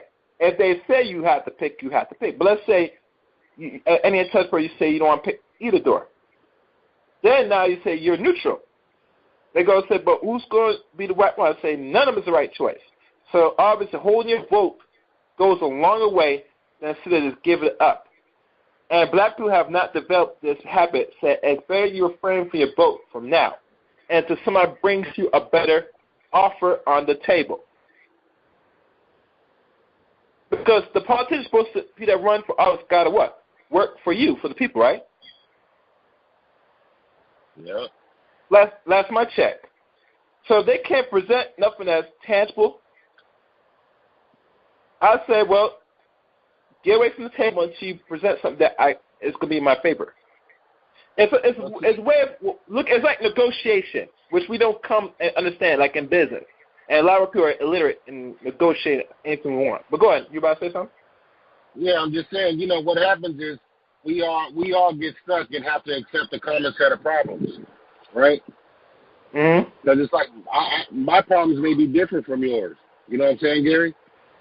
Mm-hmm. And Mm-hmm. my issues may be different from yours. But if we both Democrat, we only got a choice of the motherfucker they got there. So now I'm voting just on party line, even if I don't like the person. Mm-hmm. You know what I'm saying? Yeah. So that's what's in the bag. I don't ever get to talk to the politician. They really never speak to the shit I'm concerned with. Mm-hmm. Yeah. I hear you. So, you know, it's a popularity contest. You're voting for, you know, whatever, man. Yeah, I agree. Because once Trump won, that should let you know. Mm-hmm. It's a free for all. Yeah. Vote for who you like. Vote for whoever you like. Yeah. Pick to your heart's desire. Pick the evils that you desire. Don't worry, it is evil. Evil is evil. Just pick. Okay? Let me go back and let me check the chat room, see what's going on. Make a victim. Hey, Joshua, if you're on the chat room, call in, brother. You know, I know you called it early, you just hung up, but call back in. And only 5 likes and 10 people. There was more than 10 people watching. So if y'all should know, please like the video, the stream now. There should not be 5 likes, and there was over 10 people here. Like the video, please. You know, the funny thing with YouTube is that people will press no like button. They will sit there just watching until you say something. You ever notice that? Big OC? Until you tell them. Yeah, man. People will listen to you every day and never push the like button or hit subscribe. I mean, not just to me, but like in general, when these shows go on. Yeah, you can listen to a lot of people's shows. You won't hit subscribe. It's like, yeah, I'm listening to such and such. I ain't subscribed, though. Yeah. You know? Because motherfuckers don't want to give nobody nothing. Nobody want to give nobody nothing. Even a free, you're giving us a like is free. Nobody get nobody nothing. Like, fuck you, I ain't even giving you a like, goddamn it. I know. It just don't make no sense. It don't make no sense. And it's not like no one's offering you. And mind you, like I said, people, please donate to the show if you can. Please. Because, you know, there's 2 options. You could donate or like the stream. One or the other. Don't do either. If you're going to come to the stream, please. Participation would be better. Yeah. So, you know, a lot of people sit there, they sit there, watch and view, and they like to freeload, but, you know, they don't see the importance of the information. Either it's tangible or not. It's information nonetheless. It will help somebody. So. Yeah. Hey, Gary, I got a question for you, Gary. Go ahead. What do you think about the transgenders, the transgender boys in girl sports? Transgenders in girl sports, right? Yeah. I find it problematic and is unfair and a disadvantage to average women because you as a male that was born a male, you have testosterone. You're going to outcompete a woman. I don't give a crap what you do, especially if you might be skinny or you have a certain body type. You have what they call is an X gene with testosterone. So anything you do against a woman, you're going to outperform her. Can we agree? Yep. I mean, in my estimation. So to find out that these so-called individuals, coming into female spaces to compete with women and beating their ass and think it's a good thing as an accomplishment shows how very weak and arrogant people who control sports allow this to happen. Very arrogant. So you tell me you let a bunch of men that's actually men that's sexually confused, physically and mentally, to come into women's space to dominate them. Does that make sense? And then label them and call them that they're women. Now, mind you, they go see it. The way how this country's going, and I know most people got to be careful with their words when they come across these confused individuals. I'll tell them to say, fuck it. Call them what they want. But tell them to say, thank you, ma'am, but actually say what they really are. And then don't get them mad to say, thank you, what you are. You know? So what they're going to do? They're going to sue you. They're going to call police on you. Did you know in Detroit right now that they put a law in effect that you can't call the police for any reason unless it's really an emergency? Well, You know that, right? what's an emergency? They now put as a misdemeanor now, where you can get fined. Anytime you call the police for any reason and it's not really an emergency, they fine you up to $500. I think that's cool in a lot of situations. You know what I'm saying? That's what? That's what? I think that's cool. I think it's cool. It's cool because think about it.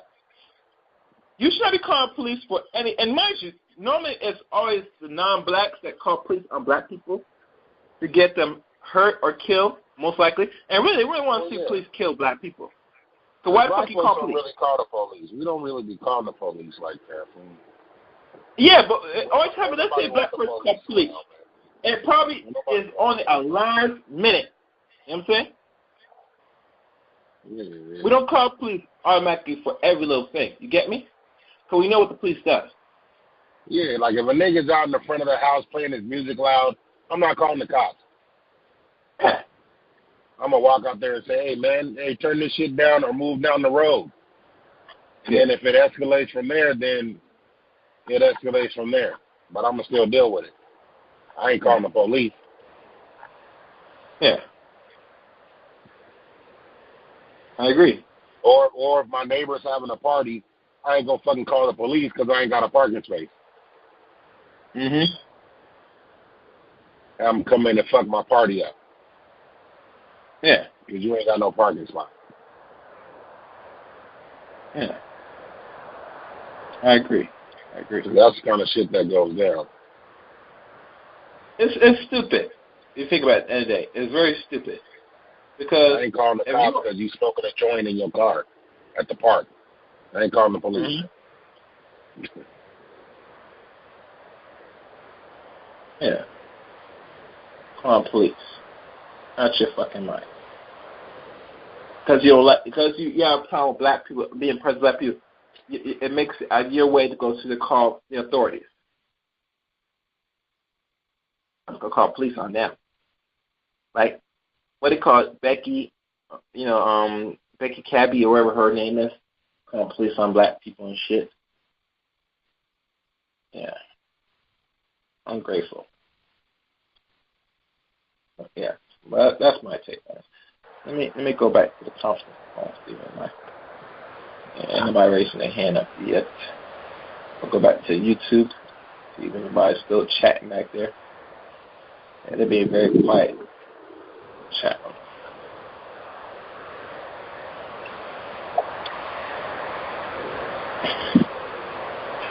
Mm-hmm. Hey, one question, Big OC. Do you listen to the news, T.R.S. News, Thursday? What was the main topic that really caught your attention on the news? The last news show? Yeah, the last news show on Thursday. Man, they talked a long time about something. So they didn't get through that many stories. I'm trying to remember what it got. They got hung up on the story, man. I'm trying to remember what it was, man. So what story that was hung up the most? Since they were talking about much something that caught you to that hung up, if you can recall. Yeah, that's what I'm trying to remember, man, what it was. I was listening more than I was talking. Wait. That was the night, Howard turned up, wasn't it? I think Howard has his show separate from T.R.S. News on a Thursday. No, that's the night Howard, because Tyrone was on. Yes. And him and what was they talking about? It was Howard and who else was that? They was going back. Somebody on the line, man, that know what they was going back and forth about. Yeah. Hold on, I'm gonna try to remember. As you go, let me see if somebody calling me. Let me check what this is.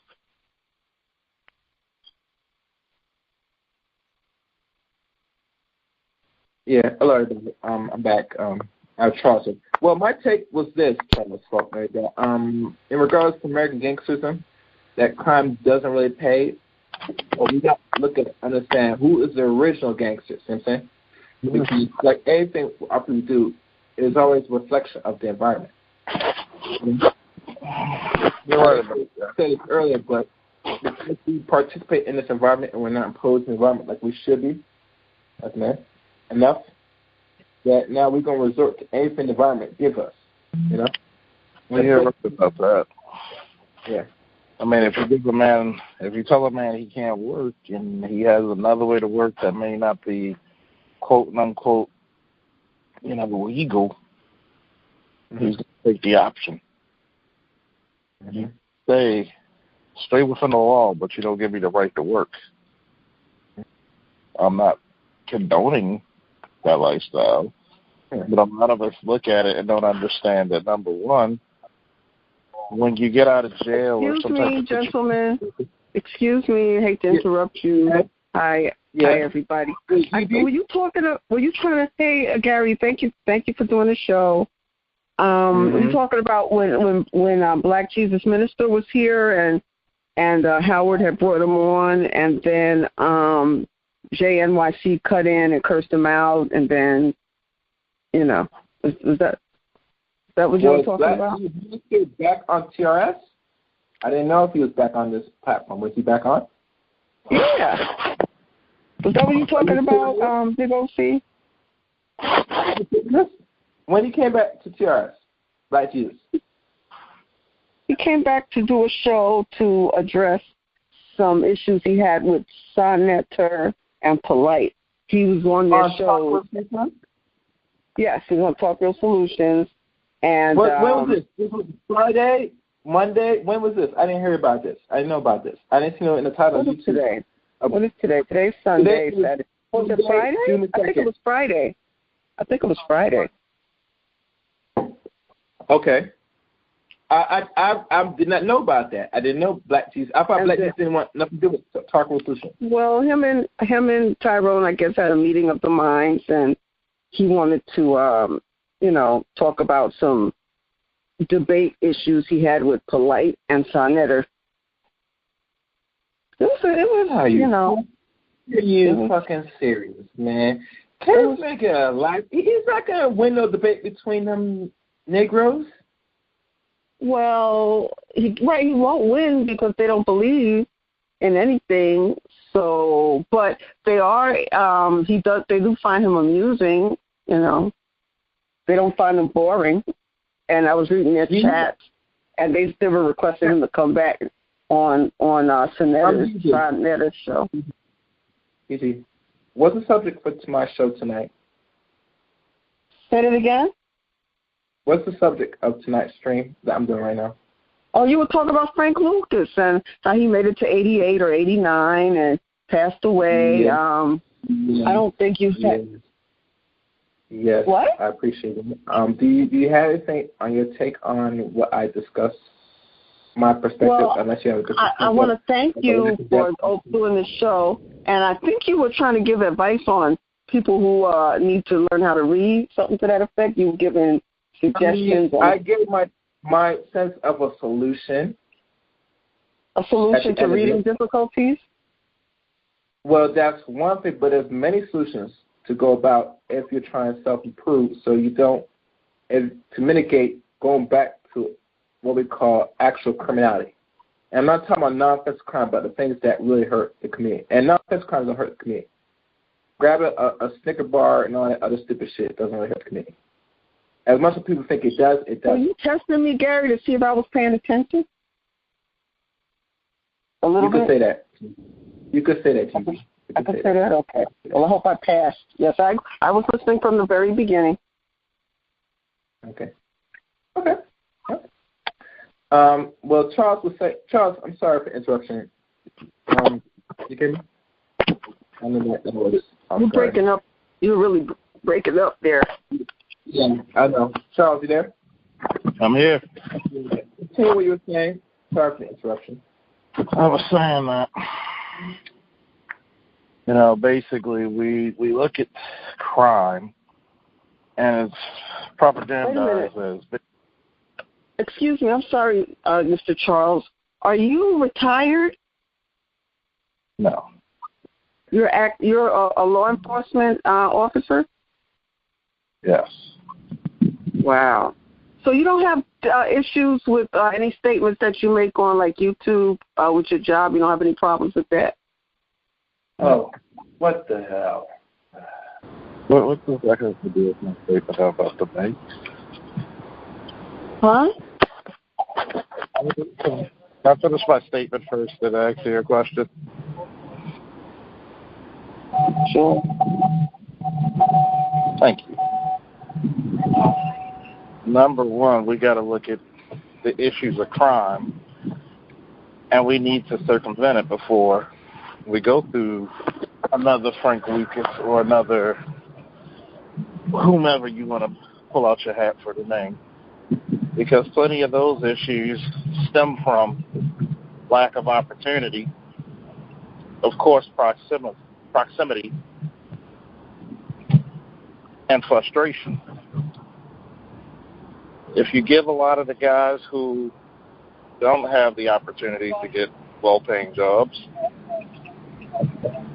or education or skills or trades, the universe has a way to make a void. And that void could be hunger, paying bills, whatever. It has to be filled. In no way I'm condoning criminal activity, but you have to understand. When you have governments who purposely keep people in lower ranking for hundreds of years, what do you expect to happen? You're going to say this guy's a criminal because, they're poor and they're black. But you have millionaire white boys do the same thing. Mm-hmm.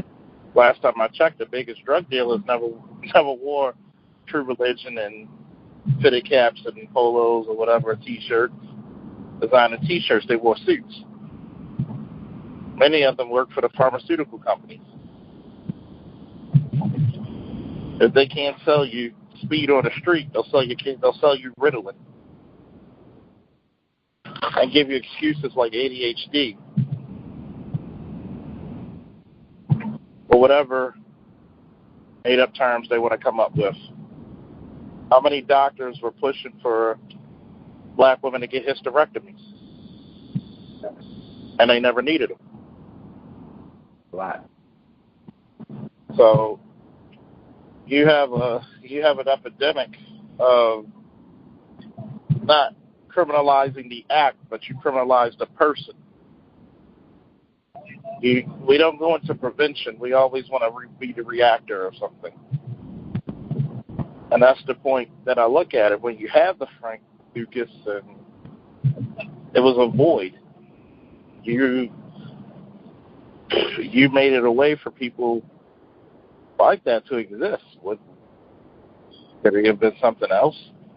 As brilliant as he was, why couldn't he be a CEO of a Fortune 500 company? So you're going to have to, if you can't get it the legal way, you're going to get it the illegal way, which is pretty much the American way. And you know what's crazy, Chaos? Mm-hmm. America always lived by this motto secretly that nobody ever speaks on. Do as I say, not as I do, but if you do as I do, I penalize you. Yes. Correct. Mm-hmm. Yes. Indeed. Go ahead. No, go ahead. I agree. With that motto, And a lot of people don't know that fucks up a lot of people that say, it's just like any person don't say, do as I say, don't do as I do. And you know how children do the opposite from their parents. You know, if they see you do something, they're going to do it too. Yep. So let's say we watch and glorify these so-called gangsters, actual gangsters, from European gangsters, from the Italians, the Irish, you know, you name them. And we actually replicate what they do. Well, we get more slap in the wrist than anything else. Oh, yeah. I mean, they glorify Al Capone and Lucky Luciano, like all these guys. But there was more bloodshed from Prohibition than anything else in this country. Mm-hmm. For that time period. There was more corruption and people getting killed over illegal alcohol distribution than anything. Mm-hmm. But yet, they wanted to put a race on crack so badly in the 80s, and that was the purpose of it, to put a race on it, not just a name, but a race. The Capone and all of them, they have a name when it comes to Prohibition. They were almost like the heroes. But when you look at the crack, look at it. You had Freeway, Ricky Freeway. You know what I mean?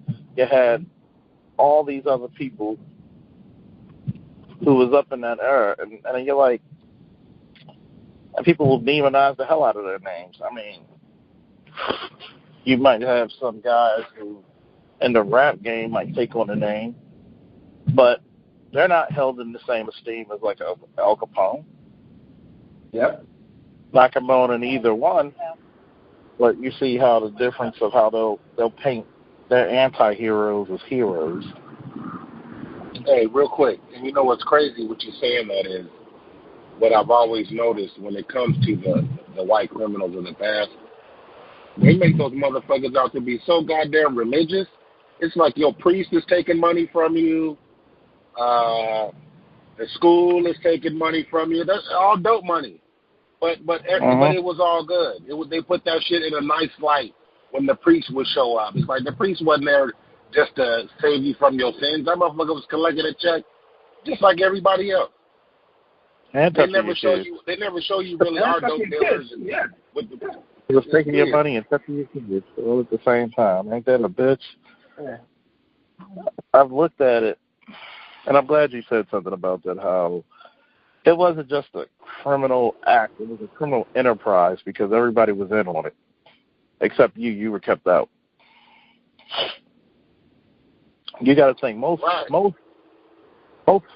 businesses that are over 150 years old or close to it, or a lot of these businesses started out as some type of slave insurance, or they had insurance on slaves or the boats, or some part they had their fingers in the slave trade. Mm-hmm. When slavery allegedly ended, quote unquote, is still legal, that went to a crime, says so in the 13th Amendment. When you look at that, the next commodity you can sell 24/7, 365 days a year, is going to be drugs. Mm-hmm. Why do you think we got so many of these opioids and shit like that? Because one, we got China hooked on it, so they were buying the shit tooth and nail in the 1800s from us. We pretty much tried to criminalize marijuana because it was a racially thought out thing against Hispanics. Mm-hmm.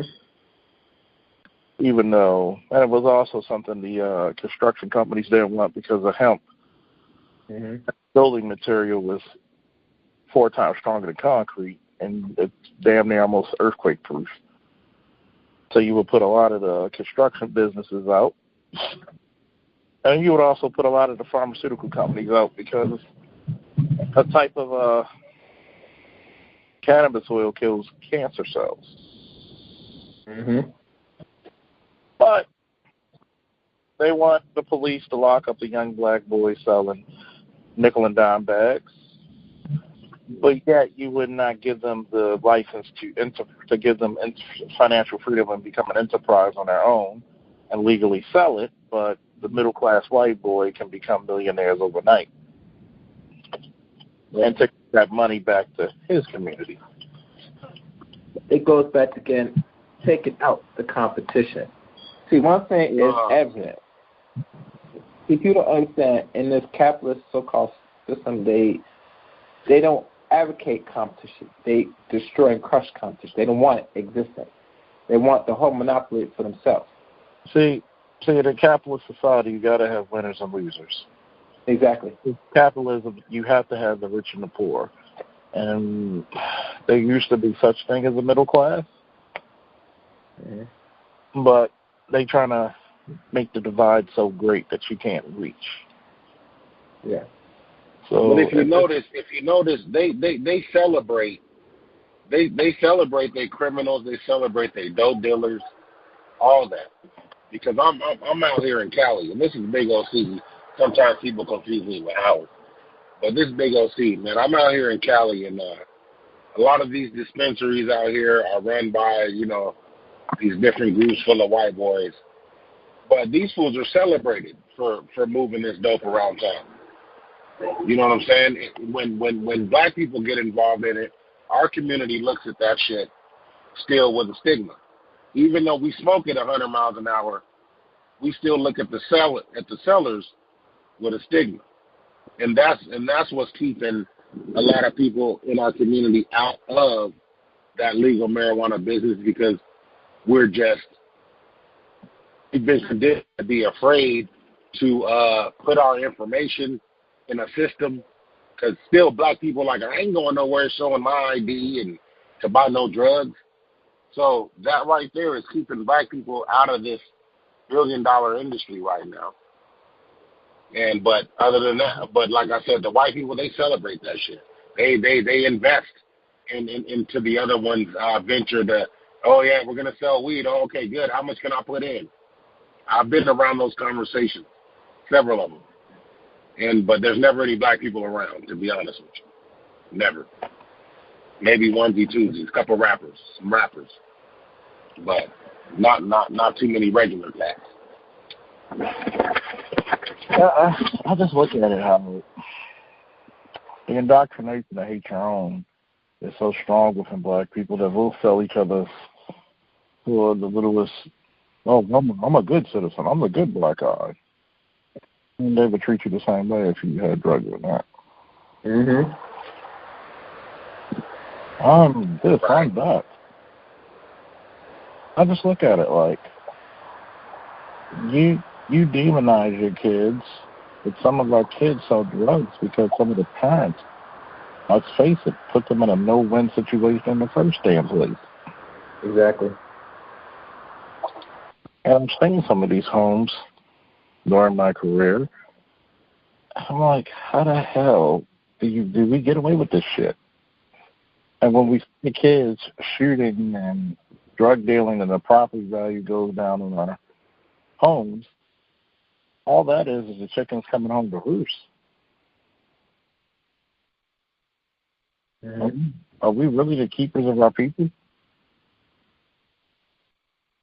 Or are we just doing what the man says that's cool to do? Because you got to remember, why did he criminalize certain things but galvanize others? It's like that new abortion law that they made in, what is it, Alabama? Yeah, in Georgia. Yeah. One of the states. Yeah, a lot of southern states. But real quick, I was in Mississippi a couple of days ago, and they were talking about that law, and they said down there,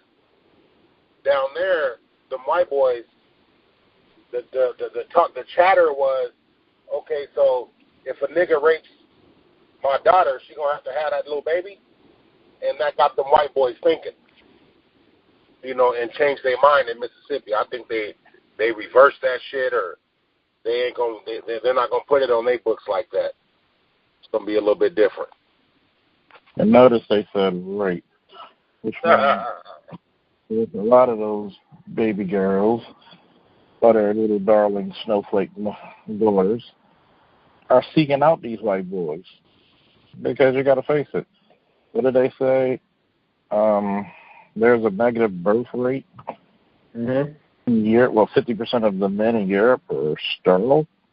So it's a good guess how many white men over in this country are sterile. Oh yeah, a lot. And then how many times throughout history of this country alone that these white girls were chasing black men? Because they want to hold up their racial purity, quote unquote. They're going to use this law to justify, he tried, it was a rape. Mm-hmm. And you know what's funny with the law? I wonder how much it will affect the black people in general. You know what I'm saying? Especially now, say there's abortion thing, it's a heartbeat, it's nonsense. And let's say European women or quote white females are out and now trying to intermingle with non-white males just to get that little half melanated baby so they can have a child, Oh, yeah. They're still holding on to. And one thing, and I need to play this because I don't think it was much an issue. I watched a documentary that ran for an hour talking about interracialism in America. And what I got out of that documentary that I got from the Hangout, two things. On the opposite side with the white males, they have no problem of their women if they look fat, obese, the really disgusting ones, intermingling with non-white males. They have a problem. But imagine one of their own that doesn't look like that. Messing around with non-white males. They get in their feelings. Like, seriously. And I've seen them think, say, oh, damn, my God. And these Negroes are whites have anything moves. And they think they're doing something. You're not doing a motherfucking thing. You know what I'm saying? Especially if you wiping up, if you decide to swirl. I don't advocate interracial swirling over here. But let's say if you do attend it, at least get somewhat of a quality Caucasoid woman. I'm just saying. You know what I'm saying? Hey, you Gary, the play ain't what she look like, man. The play is what? A lot of these looking for financial support, man. You know what I'm saying? So you got to understand that part of the game. Niggas is looking for financial. I think of that, and yeah, that might be. Well, it's funny. With the financial, it's like you knock up these wildebeests. Now,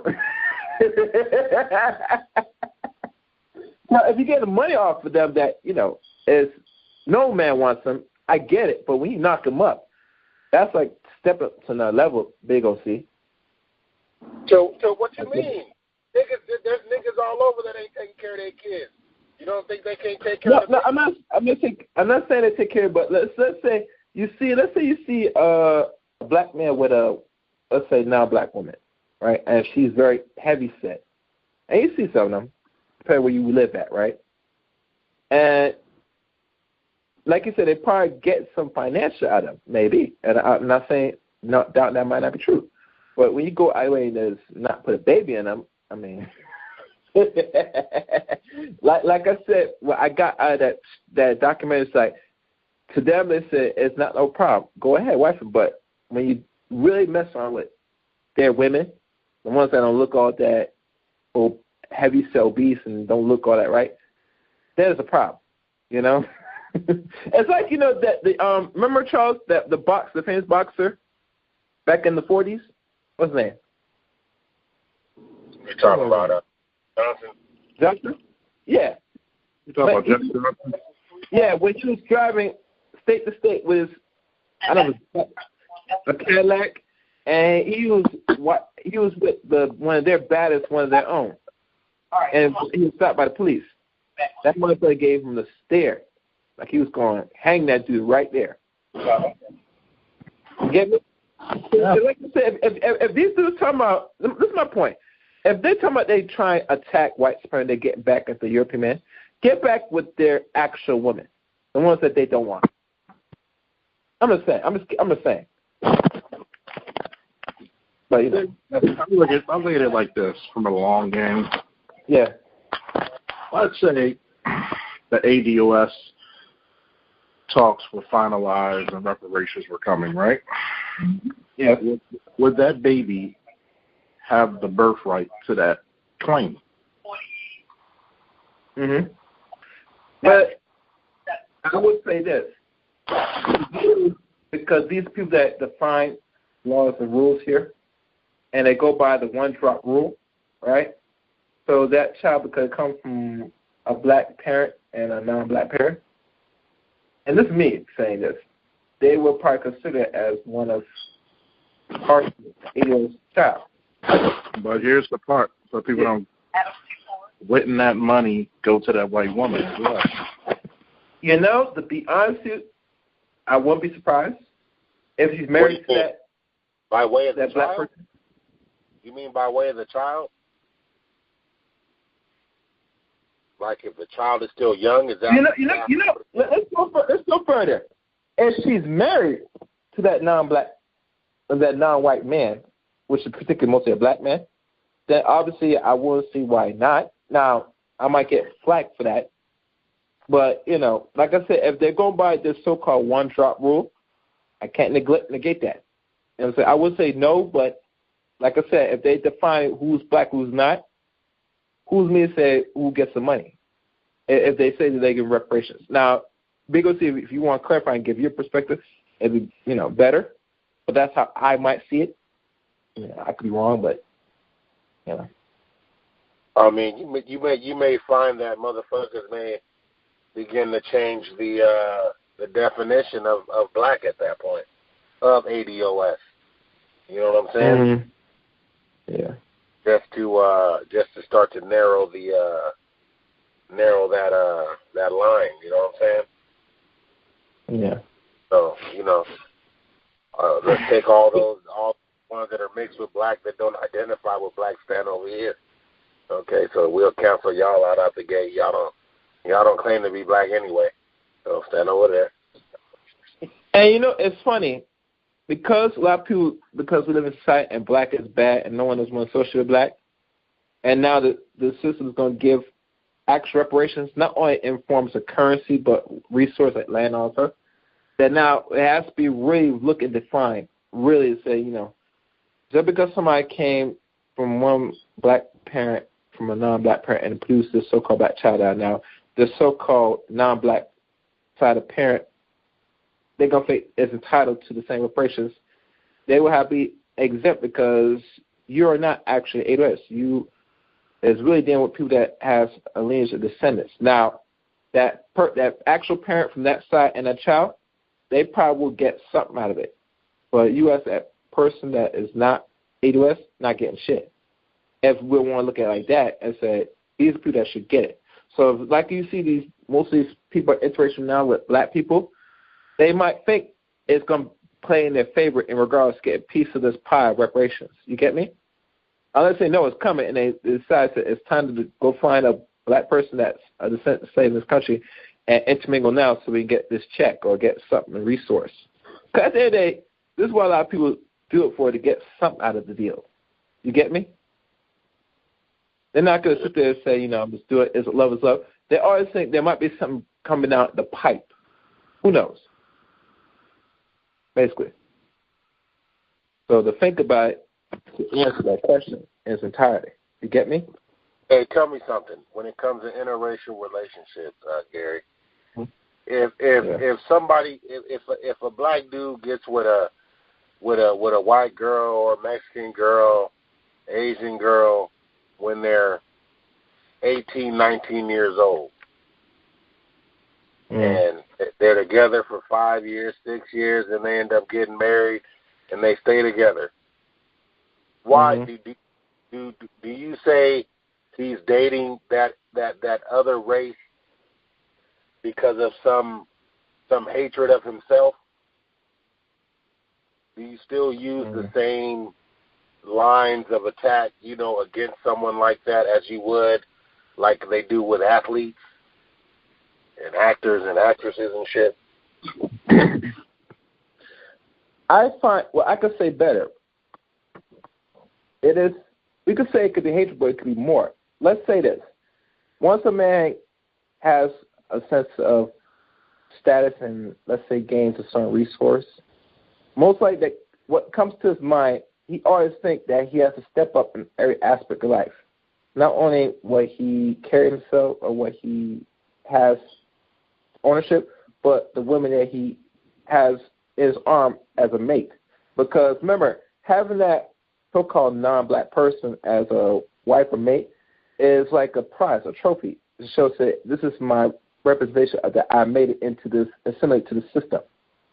You know? Subconsciously. They don't think like it, but subconsciously, that's what most average black person think about. Especially the males that got, let's say, that make a certain amount of money or, you know, reach a certain status in life. You get me? Because why would they have their own on their arm and they have options where it said, I can do better? Why I want this so-called black woman in my arm? Let's say if she gives me lip or not, or she doesn't give me no. Let me get one of them.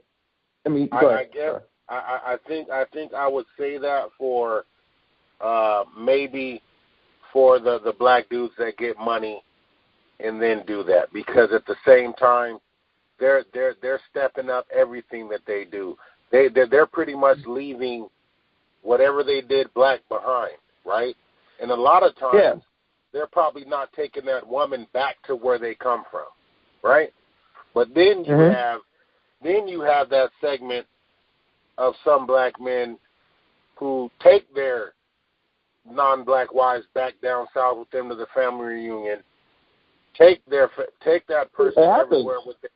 They don't give a fuck. That's my wife, and that's what it is. They came up together. They got their promotions at the jobs. Their money got better. They started living, you know, better lives. And so at that point, those two people have created that whatever they got together. Do you still think that black person, that black guy has the same thought process as the one with money? You think it's a status symbol for him? You think he's still looking at the white woman as a status symbol when he takes her back to Georgia, where he comes from? You think he's taking that white woman as a status symbol? Back to his No, and I'm saying that, Gary, because when I just left Mississippi and there was a white lady there. You know what I'm saying? Okay. One of my cousins brought, you know, his wife, right? And she was a white lady, but I sat back and said, I don't think he was bringing her as a status symbol, because unless you're around black people all the time, there's an uncomfortability that I think a white woman would have, especially if she don't know the people, you know, well, and especially if there's an issue with people accepting of it. The difference is my family don't give a fuck. They were accepting of it, so it was a little bit better. But I don't think a black dude would want to put his woman, outside black woman, into a situation like that where it would necessarily be uncomfortable. You know what I'm saying? Just to show her off as a status symbol. Can I say? Well, let Gigi respond, because you're the woman on here, Gigi. Give your take on this, Gigi. Of course, it's a gray area. It could be yes and it could be no.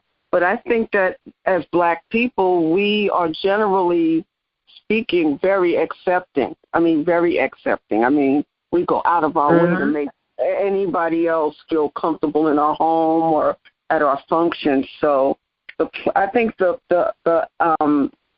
not being comfortable is a lot less an issue for a woman coming into a black family with a black man, a woman of another race or culture, as opposed to when the black woman goes into a white family. They make sure you know that you're not welcome there. and they want to make you uncomfortable so that you will give up and not come back. Maybe it's the church thing, you know, with the black people where we just want to love everybody and accept everybody. But I don't agree. I think the regular brother that happens to be dating a woman of a different race or culture, she could be a status symbol, but if they were dating since they were kids, I doubt it. I think he just really loves her and she loves him, and that's that. Right. That's what I'm talking about, Gigi, because we can't just have this conversation. Everybody together, right. Everybody say, oh, he don't love himself. Oh, he right. loves a white woman because right. keep this, that, and that. That's not always the case. Right. And we lose out. I think we lose out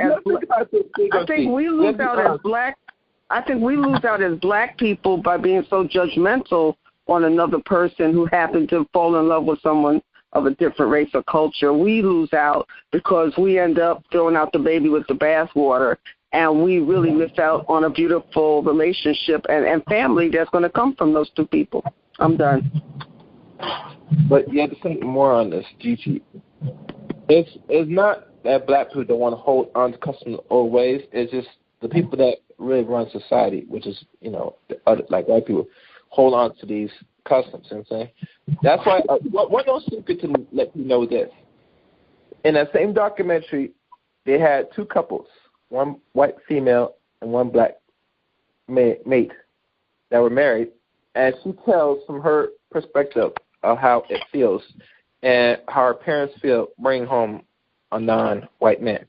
She said that she don't not only get the stares, but her father at times don't say much, but is not condoning.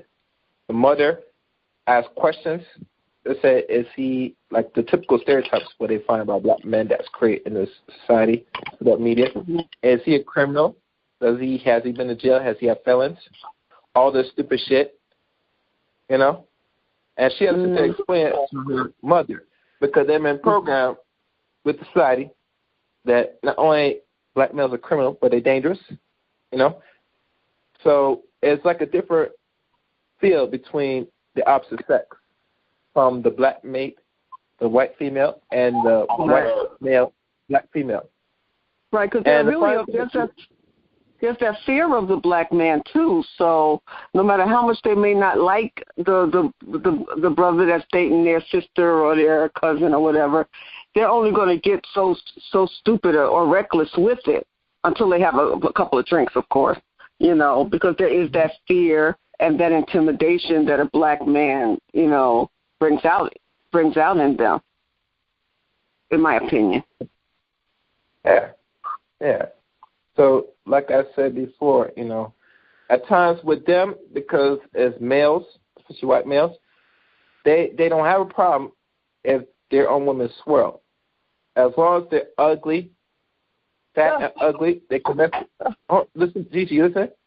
That's the only time they look at it and say it's fine. I don't know. What about that? No, Gigi. What about her father, though? What about the fat, ugly girl's father? Well, I don't think he's comfortable. Listen, this is a circle across men. I'm telling you this right now. Listen good. You hear me good? This is what they're saying out their mouth. In a sofa of 4 non-black men. All of them are Caucasoids. They were sitting there and they talking about how they view interracial coupling. And let me tell you something about their father. Depending what type of father it is, which mostly holds on to all, you know, Ku Klux Klan philosophies, and, you know, just like every white, you know, so-called supremacist, his father might not condone either. But here's his catcher. If his daughter is unappealing to get average so-called Caucasoid mate to take care and marry her, then obviously if she has to seek outside the community, he has no choice but to say at least he found somebody. You get me? And if you look at most of the average black men when they take on some of these mates, they're not taking like the actual Becky's that you know that you know that you're not supposed to touch. You're taking the ones that no one wants. Get me? I don't know about that. Man, that's not real, bro. Listen, understand. You might not say it's real, but that's what it is. No, hold on. And that's why I got that documentary. Think on that video. Think back. Documentary, Gary, though. Guys, relax. Let's get that emotion and let's be honest here. Man, ain't no emotion. I'm from. You're being more emotional, Gary. Guys, no, we got to get think good on this. When you see the average mixture or coupling of couples, let's say it was a black male. If you take on a woman that's, let's say, not black and is non-black, is this black male on the average, depending on social economic situations, is he taking one of the dime piece of one of their own, or just someone that's like that could potentially look like leftovers? No one, pretty much no one, on the average. That's the question. On the average, he's taking a dime piece, or whatever is considered a dime. Big O-C.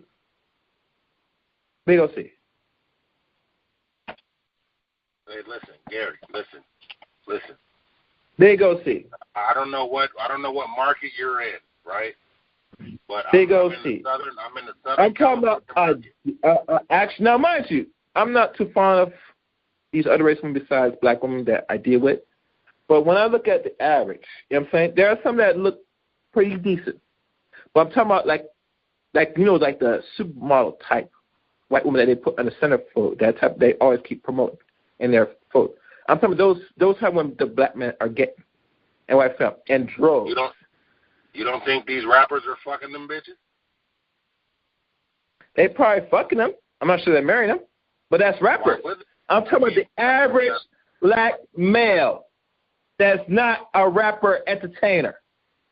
They got money, so obviously they're gonna get the Caucasoids around them. Come on, that's obvious. Hey, Gary, do you have a black dime? Do you see any rappers mess around with?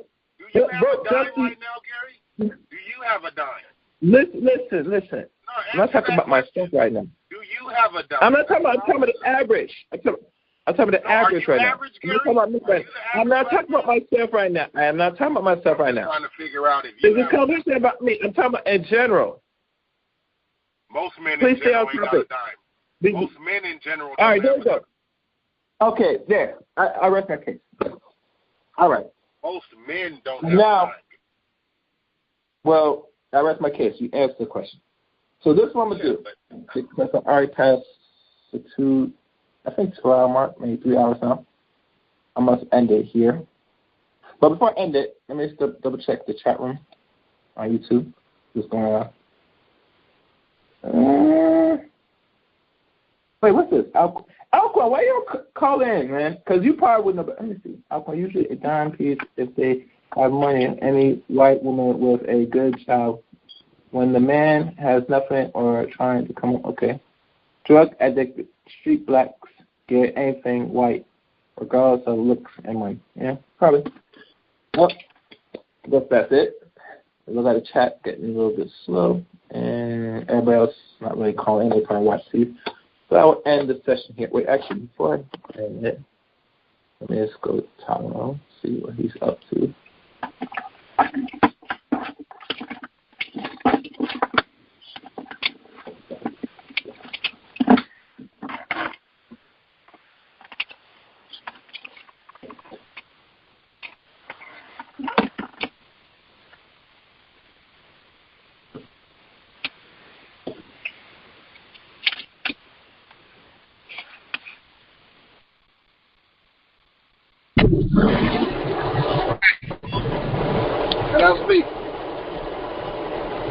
Everybody hear me?